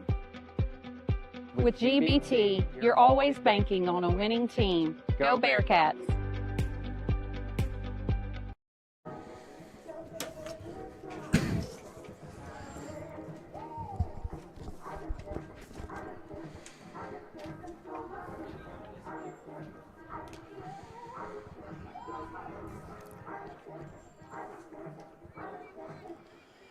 Welcome back to the Ruston Sports Complex as the Lady Bearcats taking on the Ouachita Parish Lady Lions. Lady Bearcats leading this one 7-5, but they did surrender 4 runs there in the top of the 4th inning as the Lady Lions were able to chip back into this one. And that's going to bring up designated player Zamaria Jones for the Lady Bearcats, who's going to look at ball 1 upstairs to start off the bottom of the 4th inning. Yeah, Colin, Ruston needs to go back to what they did in the first and second inning, be patient at the plate, and maybe draw some more walks. Ashley able to find the strike zone on that one, evens up the count 1-1. Jones, one of those freshmen that we talked about at the beginning of the show, only her 3rd start, but in both of her previous start has really come in clutch for the Lady Bearcats and had some key hits, including 2 the other night against Neville with an RBI in the first district win for the Lady Bearcats. Absolutely. Coach Garvey's going with a hot hand here. And that was going to be fouled off. 1-2 count here in the bottom of the 4th inning to Zamaria Jones, the designated player for the Lady Bearcats. Lady Lions playing her straight away in the outfield when the 1-2 pitch. Oh, and that one's going to be swung on and missed. Tell you what, Ashley's got a little changeup that's tricking some of the Lady Bearcat hitters, and they're just getting too far out in front of it. It looks like a fastball coming out, and then it's just dying on them. It does. She's doing a great job of keeping the Bearcats off. You know, they're not in, you know, they're just barely off rhythm, just enough to where they're not, you know, they're not seeing it in the batter's box very well. That's going to bring up the right fielder, Aubrey Lohman, and she's going to look like an inside ball and get ahead 1-0 over Ashley. Lohman's already got an RBI, and another one of those got an RBI with no hits. There you go. We could definitely use one of those right now. The 1-0 pitch is going to be swung on, and I think that changeup's just fooling a bunch of the Lady Bearcats as they're swinging right over it. Yeah, they're not seeing it really well right now, so maybe they can adjust it as the game goes on. The 1-1 pitch. And it's going to be swung on and missed as well, and that's going to be a 1-2 count. So 1-2, 1 out here in the bottom of the 4th inning. Lady Bearcats are leading 7-5, even though they've been out hitting this game so far 6-2 by the Lady Lions. Ashley looked like she wanted that pitch, but it's outside, and it's going to even up the count 2-2. Lady Bearcats being very patient at the plate tonight. And the 2-2 pitch is going to be swung on, and that changeup is just fooling them. It is. They're having a hard time sitting back waiting on it. And that pitch has been very effective so far for the Lady Lions. That's going to bring up Jayla Spears, who does have one of the hits for the Lady Bearcats so far tonight. She's going to come up to bat with no one on base, 2 outs here in the bottom of the 4th inning with a 7-5 lead over the Lady Lions. Spears is going to watch that one. Looked like she was taking it all the way. And she's going to get ahead 1-0 on Ashley. Spears, only a sophomore, going to watch ball 2 come across.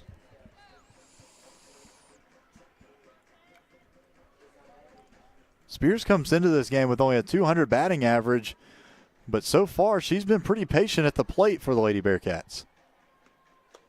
And she's going to look at strike 1. Think she had the take sign the whole way, and that's going to make it a 2-1 count here in the bottom of the 4th inning. 2 outs, no one on base. But the Lady Bearcats do lead 7-5 over the Lady Lions. Yeah, they're trying to do anything to get somebody on base here. That one's going to catch the outside corner. Great pitch there by Ashley. And we're going to have twos all the way across the board. 2 balls, 2 strikes, 2 outs. Lady Lions looking for their first 1-2-3 inning of the night. That pitch is going to be bounced in, and we're going to get a full count here to Spears.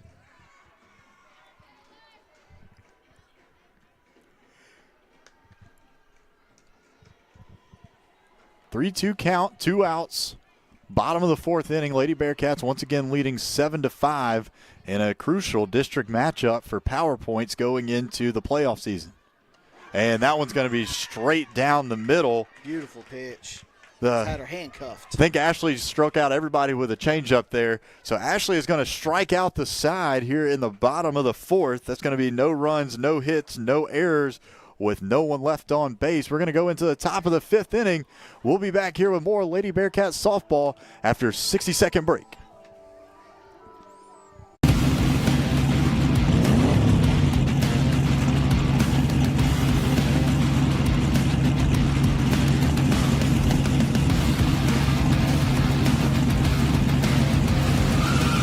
Step into the winner's circle with a John Deere tractor from Goldman Equipment. Shop North and Central Louisiana's largest John Deere dealer.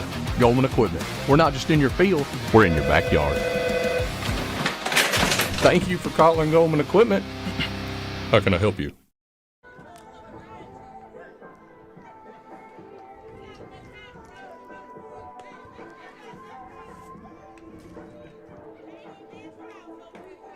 He must not be listening.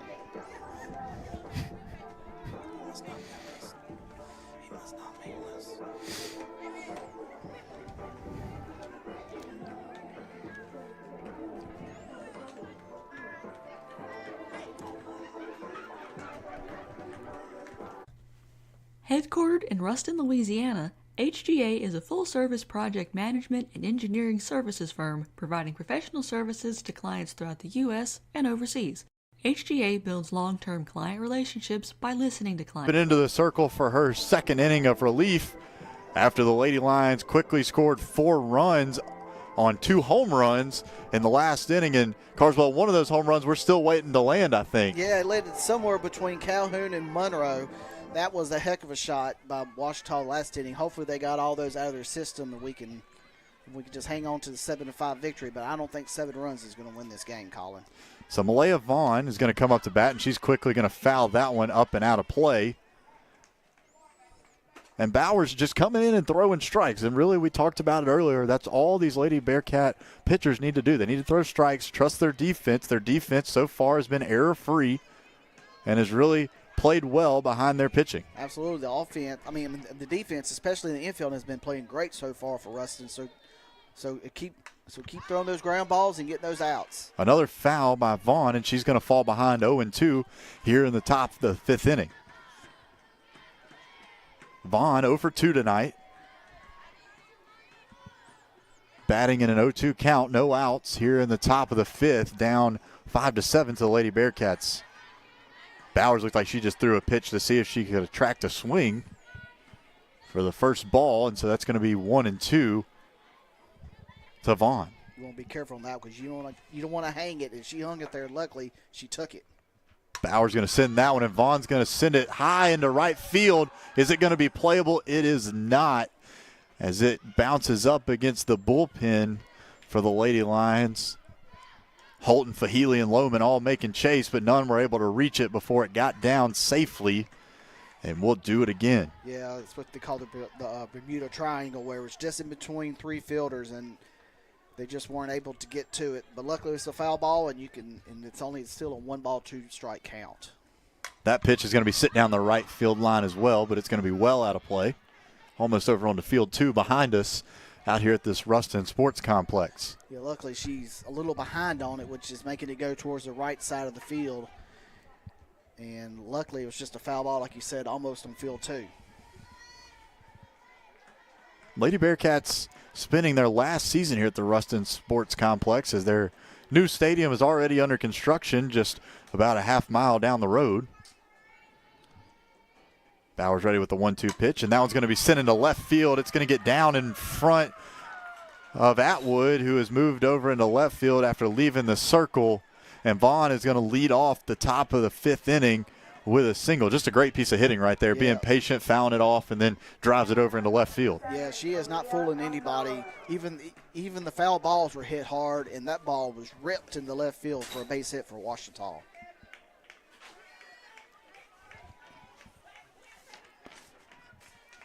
That's going to bring up to bat next to Leah Alfaro, the catcher. Alfaro is going to look at strike one.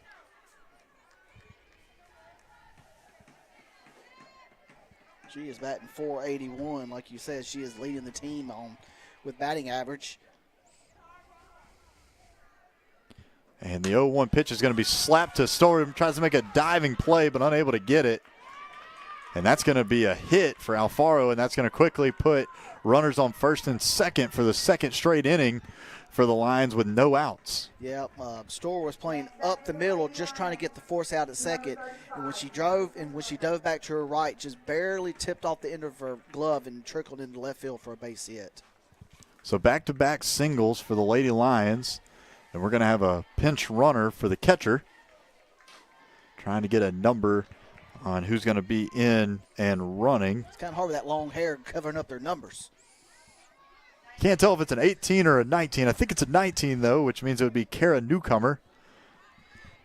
Newcomer, another sophomore. We talked about the field being littered tonight with freshmen and sophomores for both teams. So both teams, very bright futures. And that pitch is going to be inside for ball one.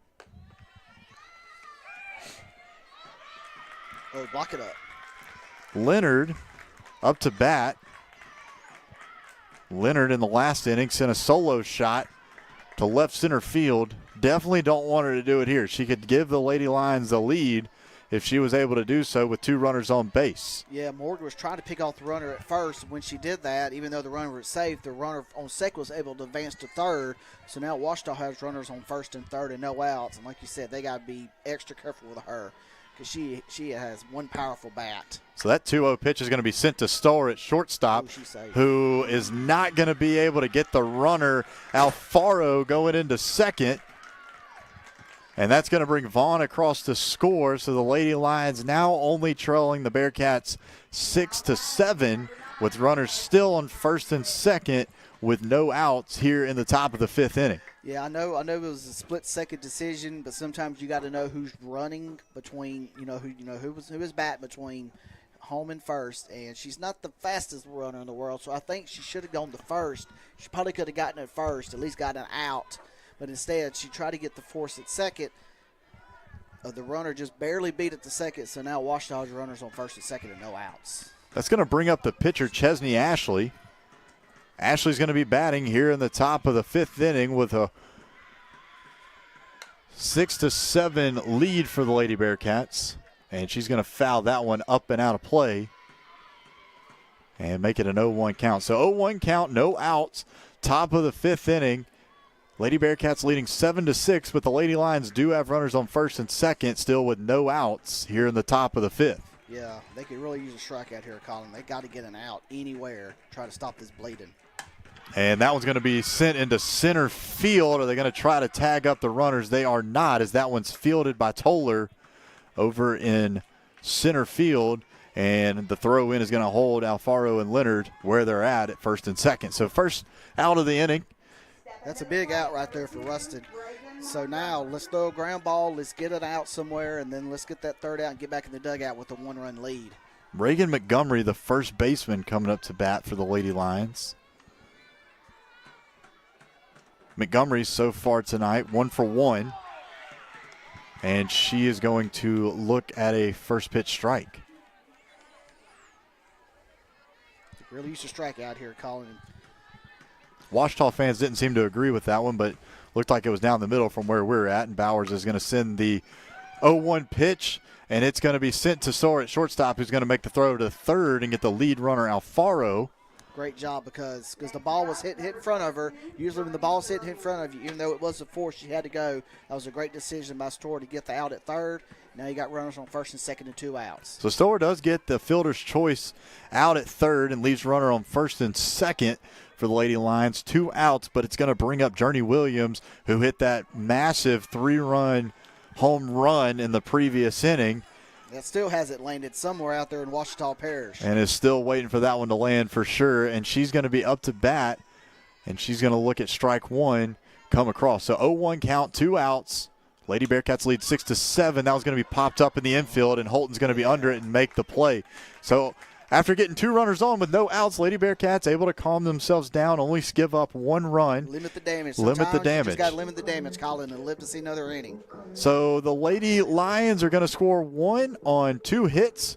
They are going to leave 2 runners on, and we're going to head to the bottom of the 5th inning with the Lady Bearcats leading 7-6. We'll be back in 60 seconds with more Lady Bearcats softball here on Route 102. Holland Real Estate Group has been serving the commercial real estate needs in Louisiana for over 30 years. Because your business means everything to you, we know the importance of proper planning and location management. With our extensive knowledge of the area, we're able to create individualized solutions for our clients. We work closely with our community leaders to understand growth in the area. Ensuring successful win-win relationships for our clients is what we do best. Headquartered in Ruston, Louisiana, Hunt Forest Products manufactures a variety of plywood lumber and other specialty wood products to meet a wide variety of building and manufacturing needs. Hunt Forest Products is family-owned and operated, practices sustainable forestry, and provides more than 400 Louisiana jobs.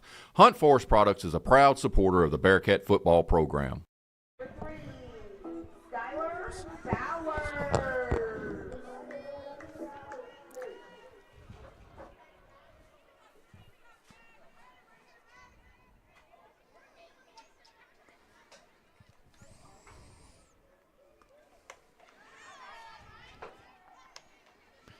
Welcome back to the Ruston Sports Complex as the Lady Bearcats are leading the Ouachita Lady Lions 7-6.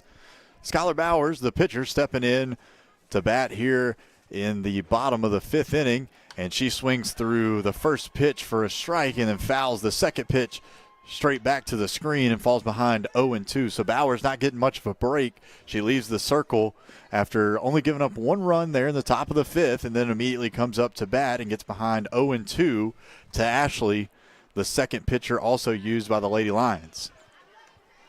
Ashley sends that pitch outside, and it's going to get a ball, so 1-2 count here to Bowers.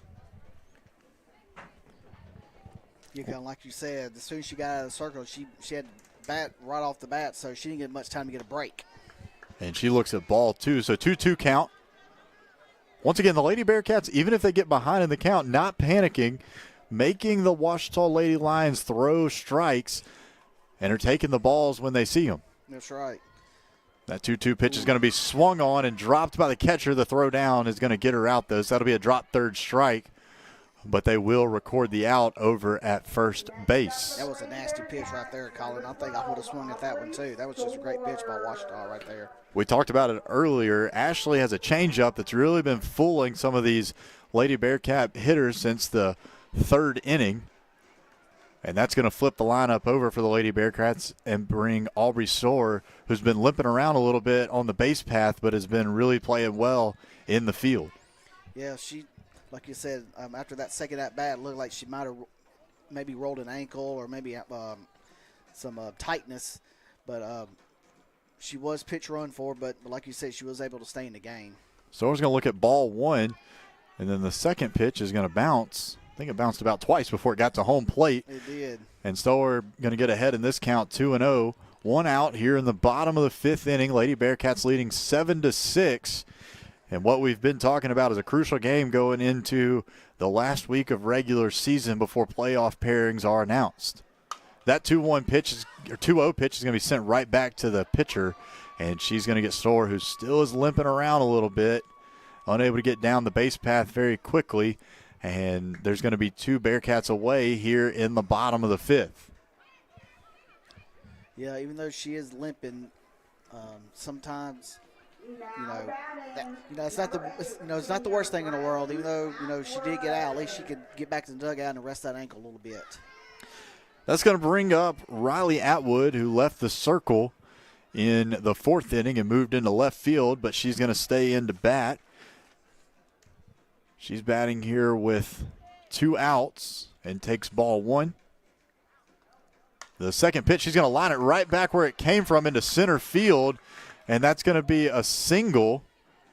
First baseman kind of standing in the way there a little bit, and Atwood looked like she was trying to make the turn and wasn't able to get by. Yeah, I don't think she would have advanced to second anyway, but if she's standing there, run her over. That way she won't be standing there next time. Looked like she may have been even trying to call a little bit or draw a little bit of an obstruction call there, but unable to do so, and so Atwood's going to be standing down at first base with 2 outs as Sage Toller is going to step into bat.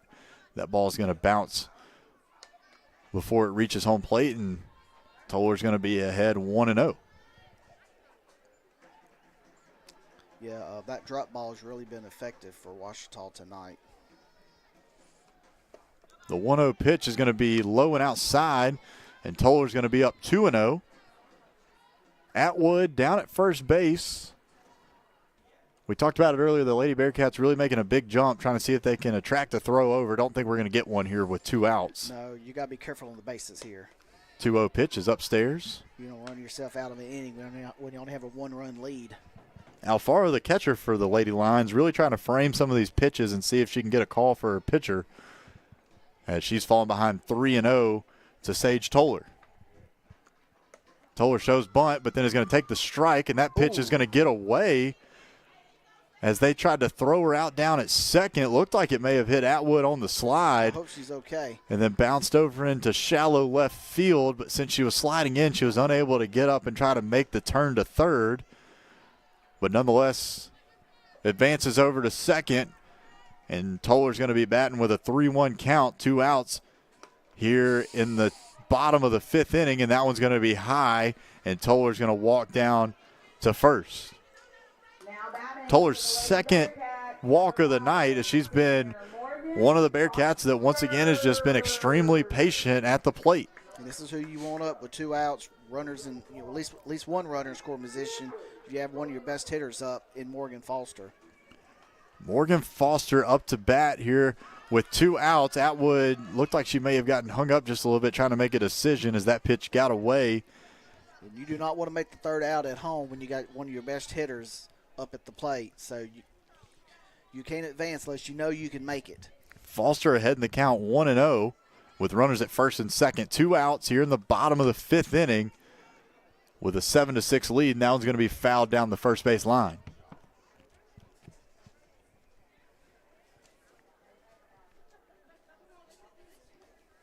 Lady Bearcats, though, really making these Ouachita Lady Lion pitchers work. That is already, here in the bottom of the 5th inning, the 139th pitch for the Lady Lions. Wow, and only have a 1-run lead. So Ruston could really use a big 2-out hit here to extend that lead to 8-5 or 8-6. 1-1 count, 2 outs here in the bottom of the 5th inning. Lady Bearcats leading 7-6 over the Ouachita Lady Lions. Morgan Foster batting with runners on first and second, and that pitch is going to bounce once again before it reaches the plate, and Foster's going to be up 2-1 in the count. Got to be patient here. Make sure you get a good pitch to drive. Maybe get. Hopefully you can score that runner from second base. Foster, the team leader in RBIs, already has 28 on the season, and that one's going to be outside and take the count to 3-1. Hopefully she should get a pretty good pitch to hit here on 3 balls and 1 strike. 3 balls, 1 strike, 2 outs, bottom of the 5th inning, and that one's going to be inside. Ashley looks like she disagrees. Catcher turns around to the home plate umpire and looks like she disagrees. And all the umpire says, throw it back to the pitcher. So that's going to load the bases here in the bottom of the 5th for Abby Holton, who's going to come up to bat for the Lady Bearcats. Holton 0 for 2 tonight, but has 2 RBIs. She could really use a big 2-out here to at least score 1 run and possibly 2. Tell you what, if she can pull it down the left-hand side, it would easily score 1, maybe even 2. as the left fielder was playing a little bit more towards right center, but now it's kind of shifted a little bit more towards the left. That pitch is going to be called a strike, and that's going to be an 0-1 count here. 2 outs. Bottom of the 5th. That one's going to bounce across, and we're going to get an even count at 1-1.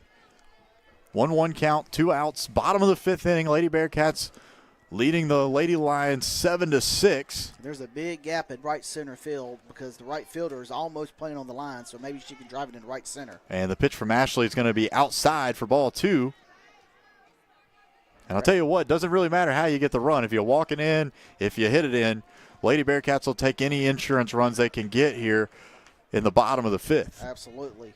And she's pitching outside, so if she's pitching outside, Abby needs to take it to right field. That one is going to be right down the middle, and it's going to be 2-2 count.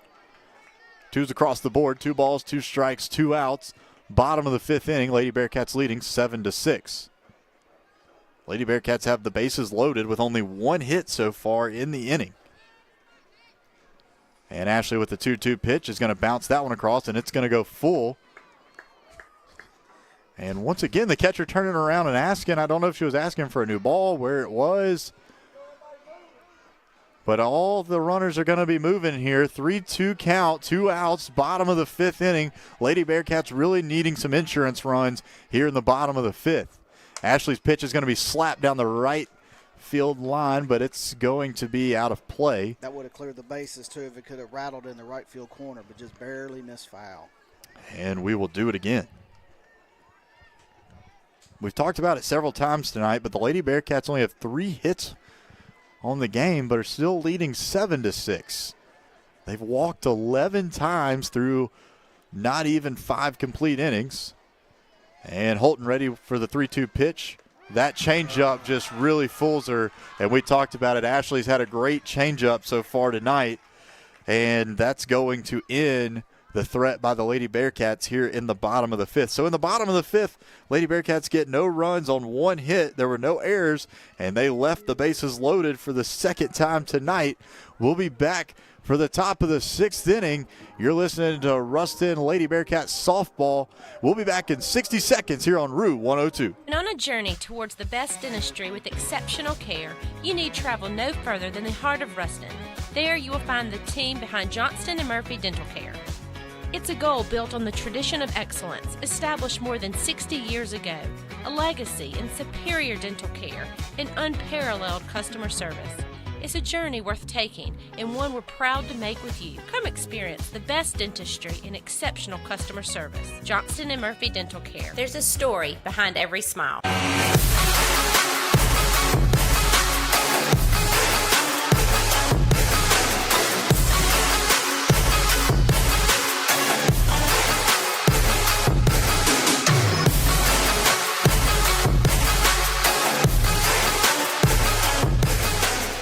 When it comes to physical therapy, there's one name to know. That's Johnson Physical Therapy. And as always,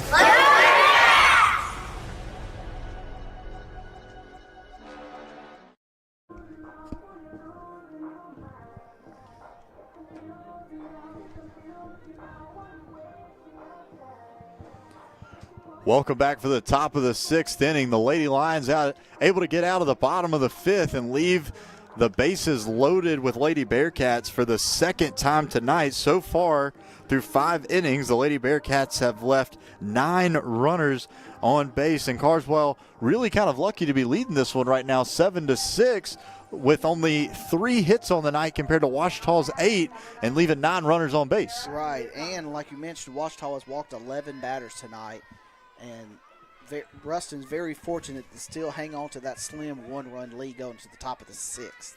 One of the biggest ways the Lady Bearcats have been able to keep this lead is by some great defense. So far, error-free. And Bowers is going to bounce the first pitch in to pitch hitter number 19. That's going to be Newcomer. Kara Newcomer, the sophomore. She came in to pinch run in that last inning. It looks like she's going to stay in to bat as well. Newcomer's going to look at that pitch right down the middle, 1-1 count. She is the sophomore and batting .300. Bowers, the freshman, came in the top of the 4th inning and so far has done her job, only allowing 1 run. and has just been relying on that defense behind her, as so far the Lady Bearcats have not had any strikeouts, but the defense has been getting it done behind them. That pitch is going to be high, and we're going to go to a 2-1 count. No outs here in the top of the 6th inning. Once again, the Lady Bearcats leading 7-6. That one's going to be sent, and then Stoller's going to make a diving attempt, but is unable to make the play at shortstop. It just kind of hung her up. She didn't know whether to fully dive or to slide, and is unable to make the catch. So Newcomer's going to get down to first base with, we'll be curious to see how they're going to score that, see if they're going to give her an error or a single. I would have given it a single. Yeah. Wouldn't have called that a natural play. No. But either way, Lady Lions now have the leadoff batter at first base for the 3rd straight inning. And Bowers is able to get that pitch across for a strike to Mary Pipes, the senior. She was batting .270 on the season. Lady Lions making some changes to the bottom of their batting order as Pipes has come into play right field, and she's going to launch that one into center field, but Toller camps underneath it. It's able to make the catch, and that's going to send Newcomer retreating back to first base. So just a big, loud out right there. It looked like for a second it may get out, right, but Toller able to camp under it right in front of the warning track and get the first out for the Lady Bearcats here in the top of the 6th inning. Yeah, luckily she didn't go back and tag up there, because I thought that might be deep enough to where she could maybe tag up for first or second, but she decided to stay on first with 1 out. That's going to flip the order over, and it's going to bring Asia Williams, who's going to foul that one back for an 0-1 count. She's a freshman playing shortstop, batting .377, so just like our shortstop, she's very productive not only in the field but also at the plate too.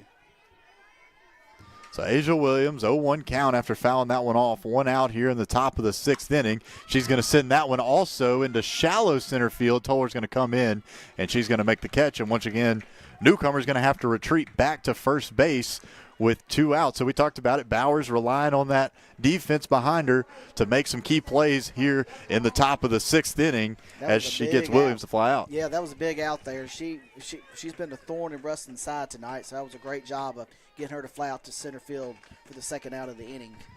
That's going to bring up number 26, Malaya Vaughn, who's going to send that one to second. It's going to bounce off of Holton, who's unable to get it. That was just a rifle shot, but they're going to get her out, advancing to third as Newcomer tried to go first to third, but just a great heads-up play from Toller in center field is going to get Newcomer over at third base. So just what we needed here for the Lady Bearcats in the top of the 6th inning. The Lady Lions do get 1 hit, but double play, not a double play, but a good throw by Toller ends the inning and ends the threat by the Lady Lions. So we're going to go to the bottom of the 6th. Lady Bearcats leading this one 7-6. We'll be back in 60 seconds with more Lady Bearcat softball. Louisiana National Bank is the official bank of Ruston High Athletics. As a proud community partner and supporter of local education, we're excited to cheer on the Bearcats. Experience uncommon banking today at Louisiana National Bank. To learn more, visit ln.bank. Was taller. She threw a. Pierce Lumber has all of your outdoor cooking and tailgate needs covered with the full line of Traeger grills, Big Green eggs, Blackstone griddles, and Yeti products. They have a great selection of wood pellets and seasonings from meat church to hardcore. With the Turtle Box speaker and smokeless solo stove, Pierce Lumber is everything you need for the ultimate outdoor experience. Located at 10. Bayou Kubota is a proud sponsor of Bearcat football and a loyal member of the Bearcat Football Club. Visit Bayou Kubota for all your tractor and farm equipment needs. Bayou Kubota, service with a purpose in Ruston, Bossier City, and Monroe.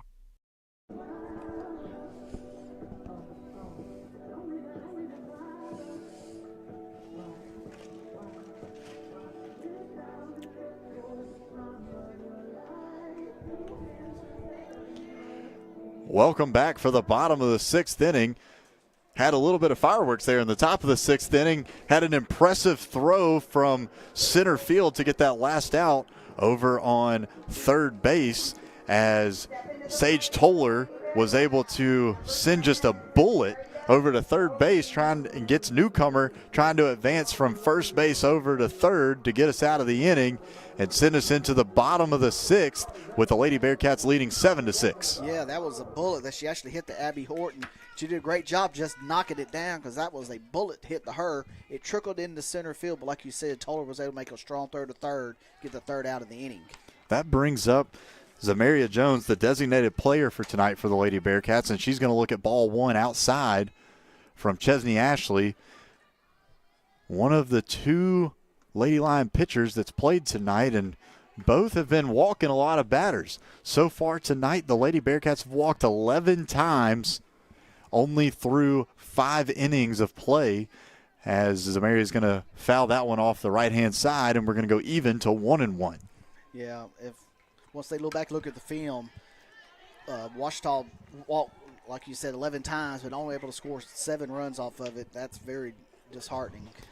Jones is going to foul that one back, and it's going to bring us to a 1-2 count, no outs here in the bottom of the 6th inning. Lady Bearcats clinging to a 7-6 lead over the Ouachita Parish Lady Lions. That one's going to bounce probably about 6-7 feet in front of home plate, and that's going to take us to 2-2.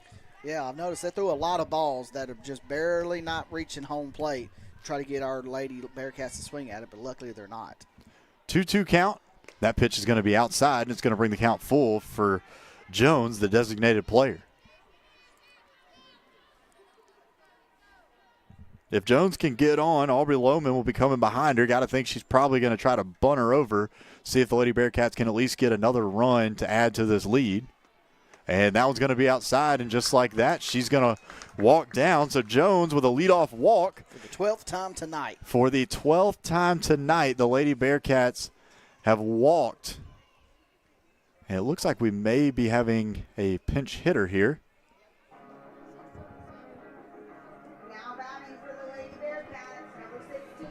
So number 16, Annalise Doss, another freshman for the Lady Bearcats, coming up in a crucial moment here and is going to bat for Aubrey Lohman. Like you notice, I wonder if she might be trying to lay down the bunt here to maybe get some insurance run for the top of the 7th. Doss is playing back in the box, so not sure. Sometimes in softball, you never know if you're going to get a little slap bunt or if you're going to get a true traditional bunt. Right. She does have it back, and it looks like that. It looks like she's just trying to do a little slap. She's indecisive there, yeah. Kind of looks like she's trying to do a little slap and pull it over towards third base and see if she can get that gap in between third and shortstop. But that one fouls all the way back into the Lady Bearcat dugout, and it's going to be an 0-1 count here to Doss. Yeah, she was way out in front of that one. Like you said, she was a little indecisive if she wanted to bunt, slap, barely hit, but she was just able to foul it off. So Doss pinch hitting here for Lohman is behind in the count 0-1, and she's going to foul that one straight back and be at 0-2. That was a much better swing that time than that first. Definitely looked like she knew what she was trying to do on that swing. Right. So 0-2 count, no outs here in the bottom of the 6th inning. Lady Bearcats leading 7-6. Zamaria Jones standing down at first base after a leadoff walk, and that pitch is going to be outside. Jones looking like she's trying to attract the throw over, but unable to do so, and she'll retreat back. So we'll go to a 1-2 count here on Doss. Yeah, you got to be extra careful on the bases when you only got a 1-run lead. That one is going to be down, and it's going to go into center field on the throw, but they're going to hold her at the bag. She's out because first base was occupied, so she's out, even though the runner can't advance to second on her own, so that goes down as a strikeout. So on a drop third strike, Annalise Doss is going to be called out, but at the end of the day, she really did her job. She couldn't advance down to first because it was already occupied, but on an errant throw, Zamaria Jones is able to advance over to second. So you will definitely take that exchange and out to move the runner over to second with just one out. So that's going to bring up Jayla Spears. Jayla Spears is going to come to bat with one out. Does have a runner in Zamaria Jones standing down at second base. That's a big insurance run out there on second base that we could desperately lead to get this run up to 8-6. Spears, the third baseman, is going to look at ball one, and then she's going to slap the second pitch to the third baseman who comes in making a charging play. Throws her out at first, but on the throw, Zamaria is able to get over to third. So now Lady Bearcats just needing one base hit, one wild pitch, anything like that, and they should be able to add a run here in the bottom of the 6th inning. But that's going to bring up Skylar Bowers, the pitcher. Skylar came into the circle back in the top of the 4th inning after 4 runs were given up on 2 home runs. And Skylar's going to look at strike one right down the middle with 2 outs. So 0-1 count, 2 outs. Bottom of the 6th inning, Lady Bearcats still clinging to that 7-6 lead looking to get their second district win here tonight. That one's going to be low. And once again, the catcher turning around and asking. Kind of shook her head a little bit at that one. They've been doing that a lot tonight, and it's not helping their case any. So Alfaro turns around and asks the umpire where that one's at, but it definitely looked like it was low. Looked like she kind of pulled it off the turf, trying to frame it. That's going to make it a 1-1 count with 2 outs. That one's going to be swung through by Bowers. That fastball just went right by her. Tell you what, that's one thing that Ashley does have is she's got a changeup that really fools a lot of the batters, and she'll throw it a couple times and then just send that fastball straight by them. Like you said, that high heat is hard to catch up to when you got that nasty off-speed pitch. 1-2 count, 2 outs, and that one's going to be chopped right back to the pitcher. Ashley's going to field it, and she's going to get Bowers out at first base. So, in the inning, the Lady Bearcats unable to score any runs. There were no hits, but they did leave 1 runner left on base. We're going to go to the top of the 7th inning. Lady Bearcats trying to get out of this one, leading 7-6. We'll be right back in 60 seconds with more Lady Bearcat softball here on Rue 102.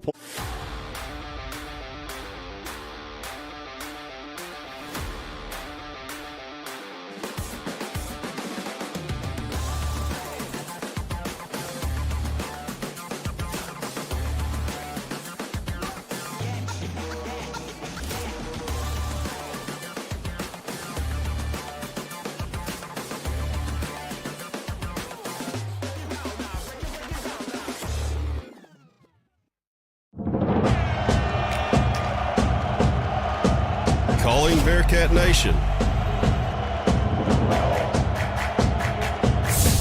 This is Bill Hogan at Century Next Bank. Here we love our Bearcats, and we know there's no team like our home team. Remember, when you bank with us, you bank with locals. And that's a win for our community. Go Bearcats. Member FDIC Equal Housing Lender.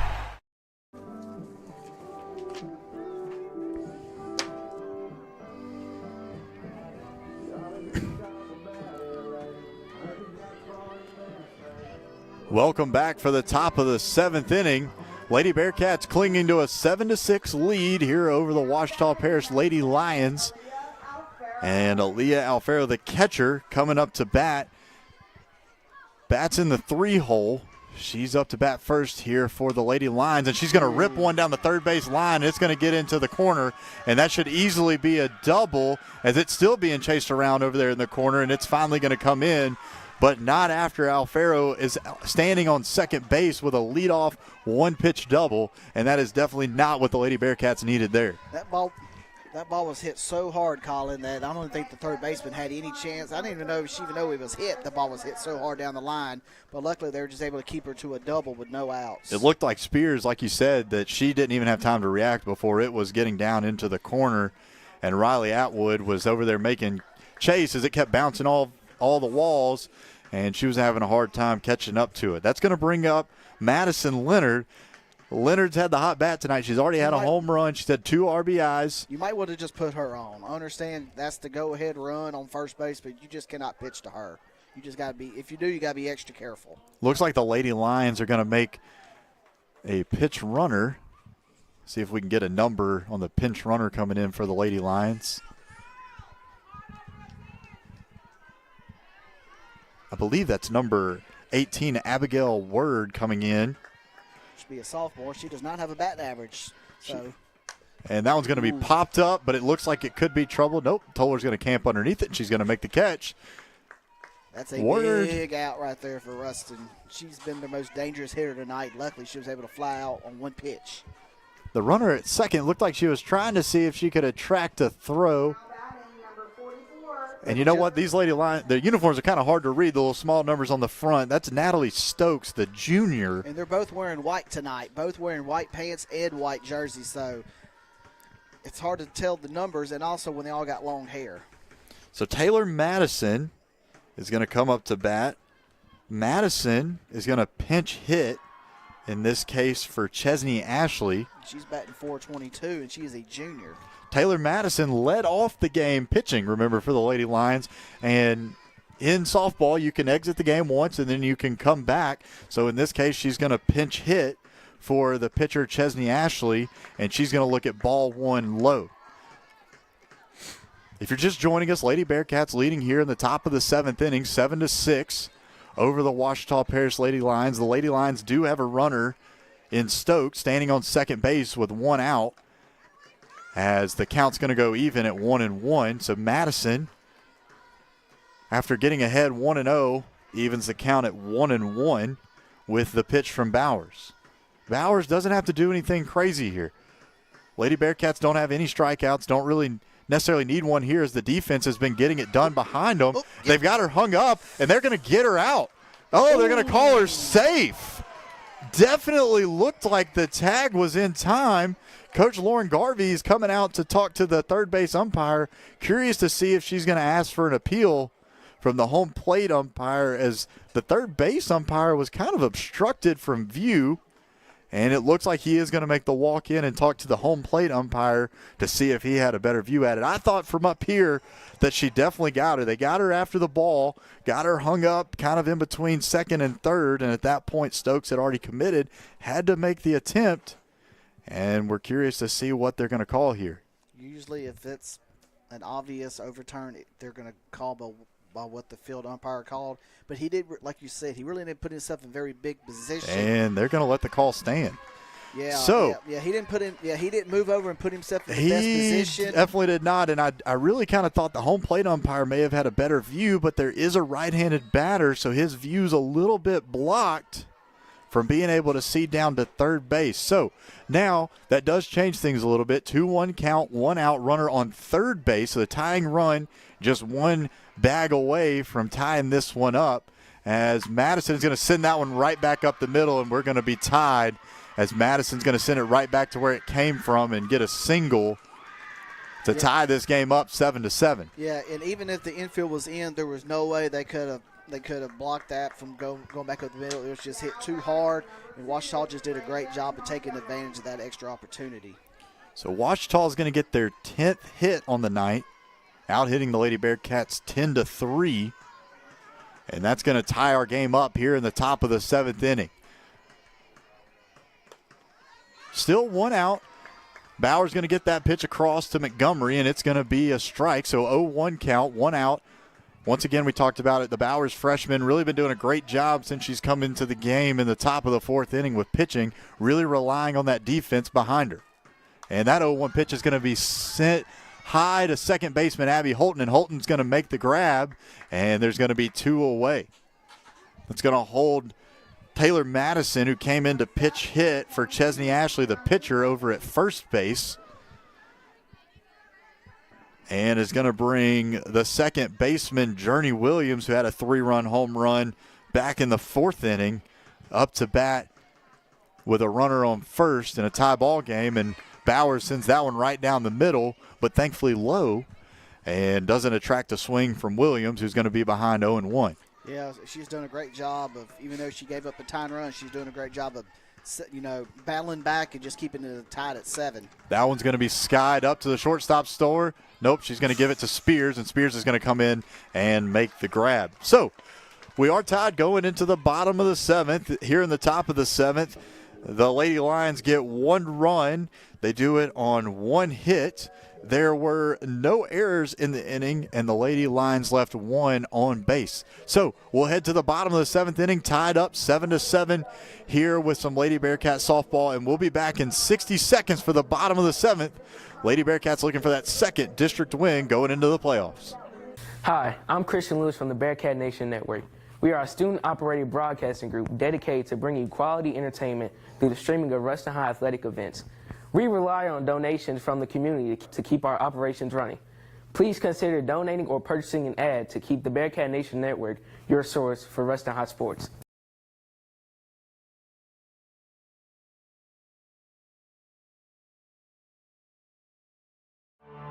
Dan and I started Cummins & Fitts in October of 2018. We were both practicing family law and identified a need in our community. A divorce is often one of the most traumatic and stressful experiences of a person's life. As family law attorneys, we are dealing with divorce, custody, child support, spousal support, and community property petitions. We understand that these issues are complex and that our clients need personalized, focused attention. We hope that you'll trust us when choosing who to represent you should you find yourself going through a divorce.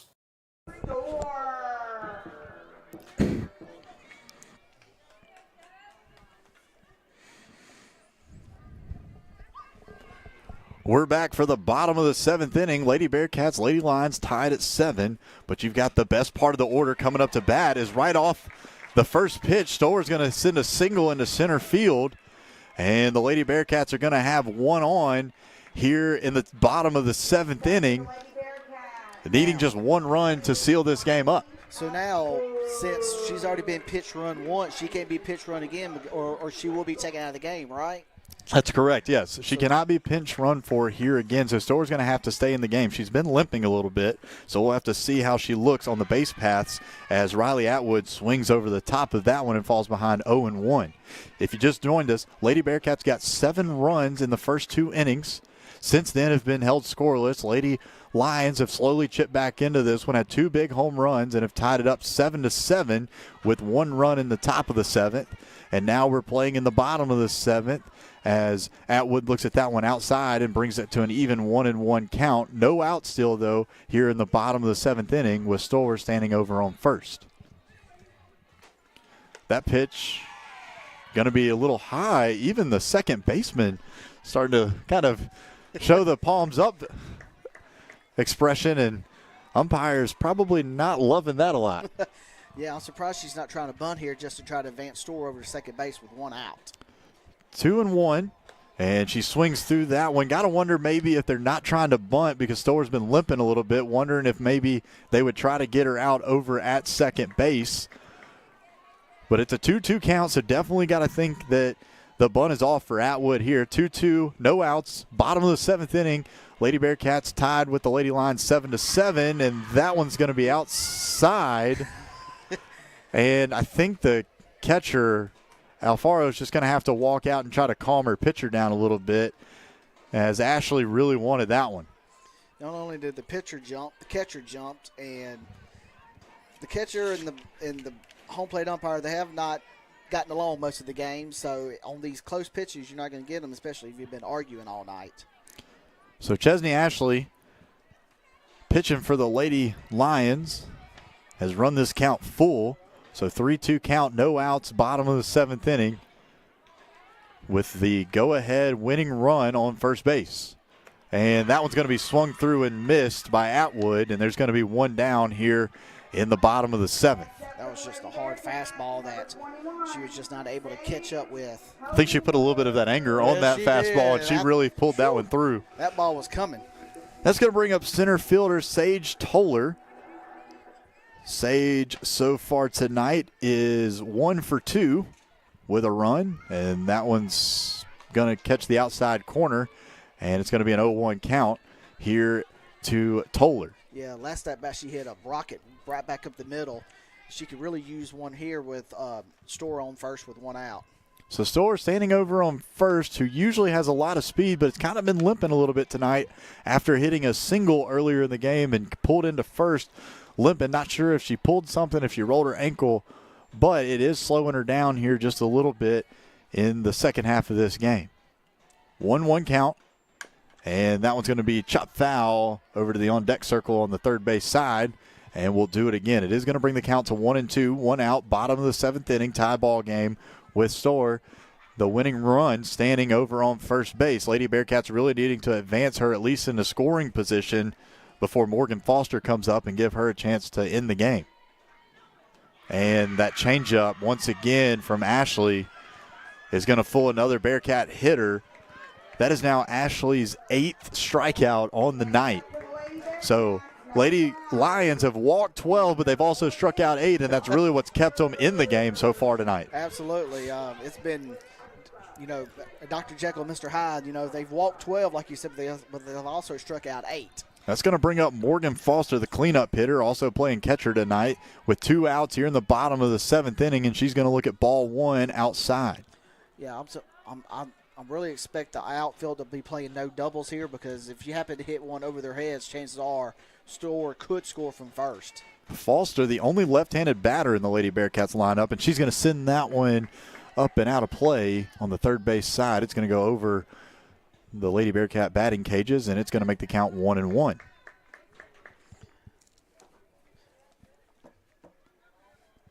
Yeah, the left fielder and center fielder are playing extremely deep, but the right fielder is mostly behind the first baseman's, but pretty much on the line. So if she can hit one in the gap here, might can get to third. Tell you what, they're really hugging the third baseline to a left-handed batter. Not sure if there's something in the scouting report that really shows that Foster can hit it the opposite way, but there is a huge gap down in between center field and left field that I would say if she can get a ball over the shortstop, it's pretty much going to be an automatic double. That's correct. So hopefully, let the ball travel a little bit, take it to the opposite field. But also, I don't know why the umpires are huddling here.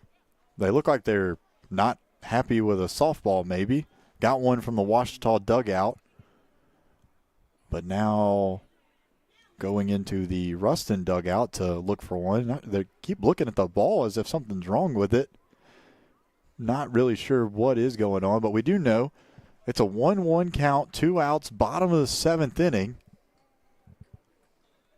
Lady Bearcats and Lady Lions tied 7-7. I guess they ran out of softballs maybe. I guess they been an expensive game so far. We've had a lot of foul balls that have gone up and out of play, had a couple home runs.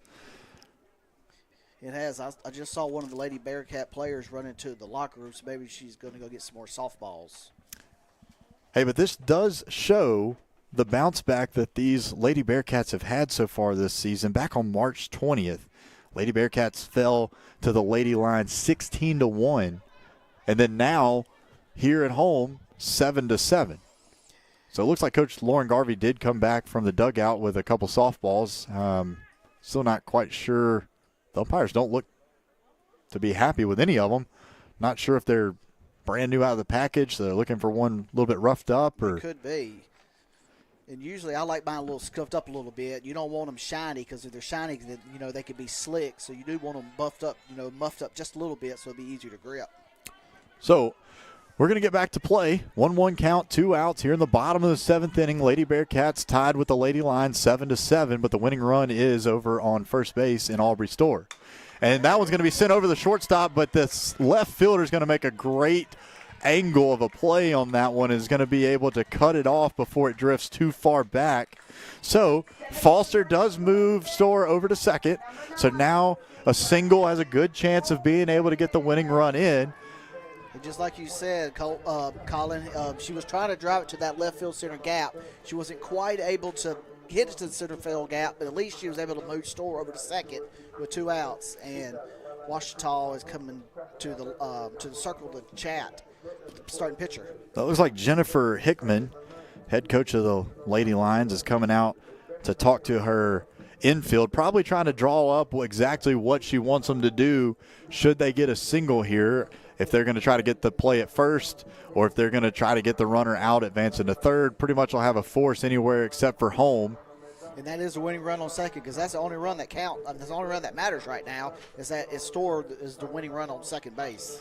Looks like they're signaling to the outfield maybe about where they want them to play, and it looks like the outfield is all. Let's see, I wouldn't expect them to play too deep, because if it turns out to be a blooper, she could score from second base. So if I'm the outfield, you might want to play a little bit more shallow to keep that blooper from falling. So that's going to bring up Abby Holton batting here in the bottom of the 7th inning, 2 outs. She does have runners on first and second with the Lady Bearcats and Lady Lions tied up. And that pitch is going to be right down the middle. Looked like Holton was taking it all the way, trying to see if Chesney Ashley was going to be able to get a pitch across for a strike. Yep. You're just trying to take until you get a strike, because try to get that runner on third. And that one's going to be outside for a ball, so it's going to make the count even, 1-1. 2 outs here in the bottom of the 7th inning of what has turned out to be a fantastic game. Looked like the Lady Bearcats may be able to run away with it early, but since then, pitchers for the Lions have been able to kind of control the damage and have been able to chip away with some runs, and that pitch once again looked like Chesney did not agree with it, but we'll take it because it's going to make it a 2-1 count. And the catcher did not look back this time. She did not. She did not look back that time, and that's going to make it a 2-1 count here to Holton. That one's going to be low, and it's going to go 3-1. So Lady Bearcats just one pitch away from loading the bases. As my old baseball coach said here, you're looking for something in a particular area, and if it's not in that little Dixie box, so to speak, just let it go. 3-1 count, 2 outs here in the bottom of the 7th inning in a tie ball game for the Lady Bearcats. That one's going to be sent and caught by the first baseman, who it looked like was going to get tripped up a little bit. But the Lady Lions are able to get out of it, so we're going to play some free softball. We're going to go to the top of the 8th inning. In the bottom of the 7th, the Lady Bearcats get no runs on 1 hit. There were no errors, and they left 2 runners on base. So we're going to head to the top of the 8th inning, but we'll be back at the Lady Bearcats softball field in 60 seconds here on Rue 102. I'm Brett Brown, and when I want fireworks, there is only one place I go, and that is Family Fireworks. Family Fireworks supports all Ruston High activities. John, Barbara, Jim, Jennifer, and Philip Ford are all Ruston High graduates. Family Fireworks is located at 116 UPS Road off Highway 33 in Ruston. We are the tent in the back. Just like you celebrate Bearcat and Lady Bearcat victories, come celebrate your firework holidays with us. We have been making memories for over 20 years. Come have fun with Family Fireworks. Ford Family says go big Ruston. First Ruston invites you to join them on Sundays at 8:30, 9:45, or 11 a.m. We offer kids worship at all 3 services. On Wednesday nights, students meet at the Powerhouse. Middle school students at 5:30, high school students at 6:45. Our mission is to help you find God's plan for your life in a fun, friendly, encouraging environment. For more church info or to watch our services online, we invite you to visit fbcruston.org. We're saving a seat for you at First. We're going to get some free softball from the Ruston Sports Complex as the Lady Bearcats and Lady Lions are tied up 7-7 in this District 2 5A matchup as the Lady Lions are coming to bat. Leading off for the Lady Lions here in the top of the 8th inning should be Newcomer, who came in to pinch hit back in the 5th and has since not left the game. So Kara Newcomer coming up to bat with Bowers still in the circle for the Lady Bearcats, and she's going to send that one right down the middle, get ahead 0-1. She's a sophomore, batting .300 for the Lady Lions this season.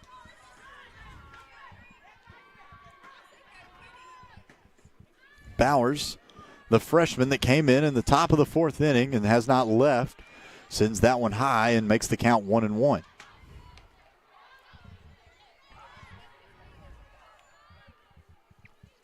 One count here in the top of the 8th inning, no outs. Lady Bearcats and Lady Lions tied 7-7. And that one's going to be sent to Storr at shortstop, who's going to mishandle it, but she's going to pick it up, and she's going to send it over to the first, and it's going to be the first out. As Storr kept her composure, she fielded it right in front of her, did what she needed to do, knocked it down, and got it over to Fahili for the first out in the inning. That was a great job by Storr. Even though she didn't panic, even though she bobbled it at shortstop, she still made a great throw over to first to get her just by half a step. That's going to bring up Mary Pipes, who pinch hit right after Newcomer, back in the 5th inning and never left the game. And she's going to send that one foul down the third base line. Pipes so far 0 for 2 tonight after coming in to pinch hit for Blaylock and then staying over in right field. She's a senior, batting .270 for the Lady Lions. She's batting .270, but does have 12 RBIs and 17 hits on the season. She's going to look at that ball, and it's going to make the count even, 1-1 to Pipes. Lady Bearcat pitching once again, not doing too much, no strikeouts tonight, but has still been letting their defense do the work. That one's going to be sent right back to Bowers, who's going to field it herself and send it over to Fahili, and is going to get Pipes out, advancing to first. Yeah, that one had a little spin, kind of awkwardly spinning down the first base, but she did a great job of staying with it and getting out over at first. Since Bowers has come in, only as a freshman, she's done a really good job of keeping her composure. She's been in some tough situations, already through 3 2/3 inning, only giving up 3 hits and 1 run. As she's going to have that one pop to Storr, and Storr is going to quickly make the play with a running catch And what a play by Storrs. So just like that, only 6 pitches for the second time tonight for the Lady Bearcats, and that's going to send us to the bottom of the 8th. So in the top of the 8th inning for the Lady Lions, there were no runs, no hits, no errors, and they left no runners on base. We'll be back in 60 seconds with the bottom of the 8th inning as the Lady Bearcats come to bat here on Rue 102. At GBT, we're more than just a bank. We're part of the community, and we're proud to cheer on Ruston High Athletics. Whether it's on the field, court, or track, we're excited to stand by our athletes and celebrate their hard work and dedication. With GBT, you're always banking on a winning team. Go Bearcats!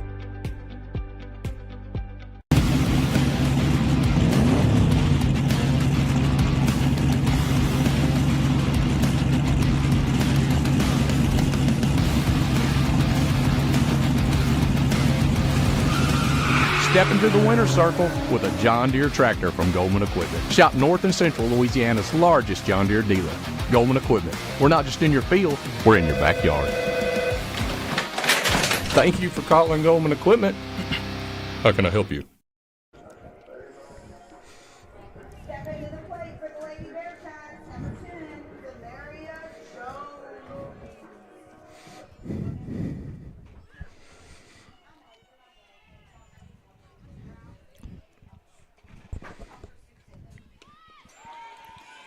Back here at the Ruston Sports Complex for the bottom of the 8th inning as the Lady Bearcats and Lady Lions tied at 7-7. Zamaria Jones stepping in, the designated player. She shows bunt on the first pitch and is going to take it low but doesn't pull back and is going to get a strike, 0-1.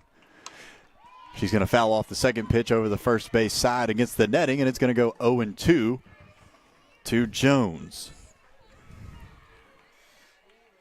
Lady Bearcats were able to get out of that top of the 8th inning on only 6 pitches.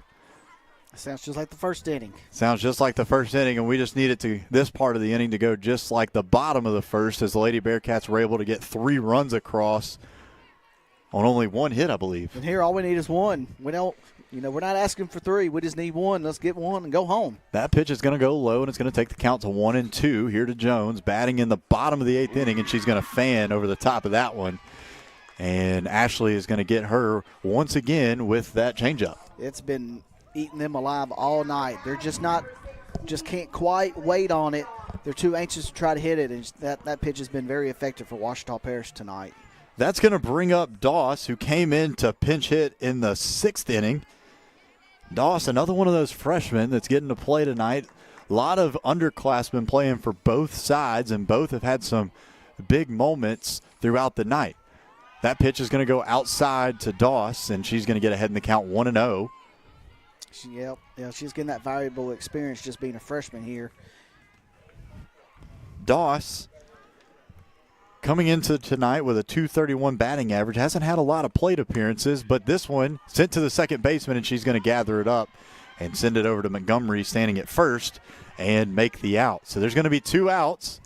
Lady Lions doing exactly what the Lady Bearcats just did and not having to throw a lot of pitches to get these outs. No, they've been very effective so far since we've been in extra innings. We need to get this pitcher, get back to throwing 6, 7, 8 pitches per batter and try to win this ball game in the 8th. So 2 outs. That's going to bring Jayla Spears stepping in. Spears is 1 for 4 tonight. She does have 2 RBIs, and she's going to look at a low pitch for ball 1. Ouachita crowd getting a little restless out here tonight as they seem to be disagreeing. Once again, the catcher turning around and talking to the home plate umpire about where that pitch was. Has been doing them any good, no good all night. Lady Bearcats have already walked 12 times tonight. That pitch is going to be outside for ball 2. So quickly ahead in the count 2-0. But there are 2 outs here in the bottom of the 8th inning. Lady Bearcats and Lady Lions tied at 7. Ashley ready with the 2-0 pitch. And that one's going to be low and outside, and it's going to make it 3-0. Got to think that right here, Spears is probably going to get the hold sign and see if they can get her onto first base without even swinging the bat. I'd give her 3-0 and 3-1 if she happens to get to there. That one's going to be right down the middle. It's going to be 3-1. We talked about that pitch count number Carswell, this is about to be the 195th pitch for the Lady Lions. And it's only 7-7. And that one's going to be right down the middle. Once again, it's going to bring the count full, 3-2, 2 outs here in the bottom of the 8th inning. I agree with that right there. You're just trying to get the base runner on any way you can. So now she run the count full. And this is one of those spots, too, where it's not the worst thing in the world to take the bat out of her hand and just see if you can make her have to throw that strike. And that one's going to be sent foul. He changed his mind to fair. First base umpire pointed foul at first. Curious to see. Actually, Colin, that's the fielder's, that's the first base umpire's decision and not the home plate. Because once it goes past first base, it becomes his call and not the home plate. But I'm really curious to see what they're going to say, because as soon as he pointed foul, I would think it's a dead ball. But I think it was because he was just trying to spin out of the way. And that's what he's saying, is that if it would have been foul, he would have gone hands up first instead of pointing into the infield. But instead of pointing infield, he pointed outfield, trying to spin out of the way. And that drew a conversation from Hickman, and that's going to get our two umpires together here at home base. Yeah, that is not the home plate umpire's decision. That was the first base umpire's call. So Hickman's going to come out and make the argument, but not going to be to any avail, and that's going to leave Spears down at second base with Skylar Bowers, the pitcher for the Lady Bearcats, coming up to bat. Hey, the freshman been in crucial points all night. None bigger than this, where a single could win the game. Absolutely. That was a great job by the Spears right there, to get the double down the first base line, and hopefully we can win it here in the bottom of the 8th. So Bowers coming to bat, 2 outs, bottom of the 8th inning, and she's going to look at ball 1 outside with Spears standing down on second base. So the winning run just 2 bases away here in the bottom of the 8th, and that one's going to be chopped. Is she going to be? Oh, no one's on first, so they're not going to be able to make a play. They called her safe. The throw home. She didn't touch, but then she does go back and touch, and that's going to end the game right there as Bowers sends just a little bloop single. First baseman and pitcher didn't know who to field it, and she was able to get to first, and then that brought Spears all the way home from second. I'm just trying to process what happened. They tried to make the play at first. They ruled her safe. So they ruled her safe, and then the throw came home as Spears went ahead and tried to make it home. The throw kind of pulled the catcher up the first base line. Spears actually missed home plate. She did. And then I'm not sure who it was that came out of the Ruston dugout. I think it was the on-back girl, the lady that was on deck, trying to tell her to go back and touch home plate because she'd initially touched it.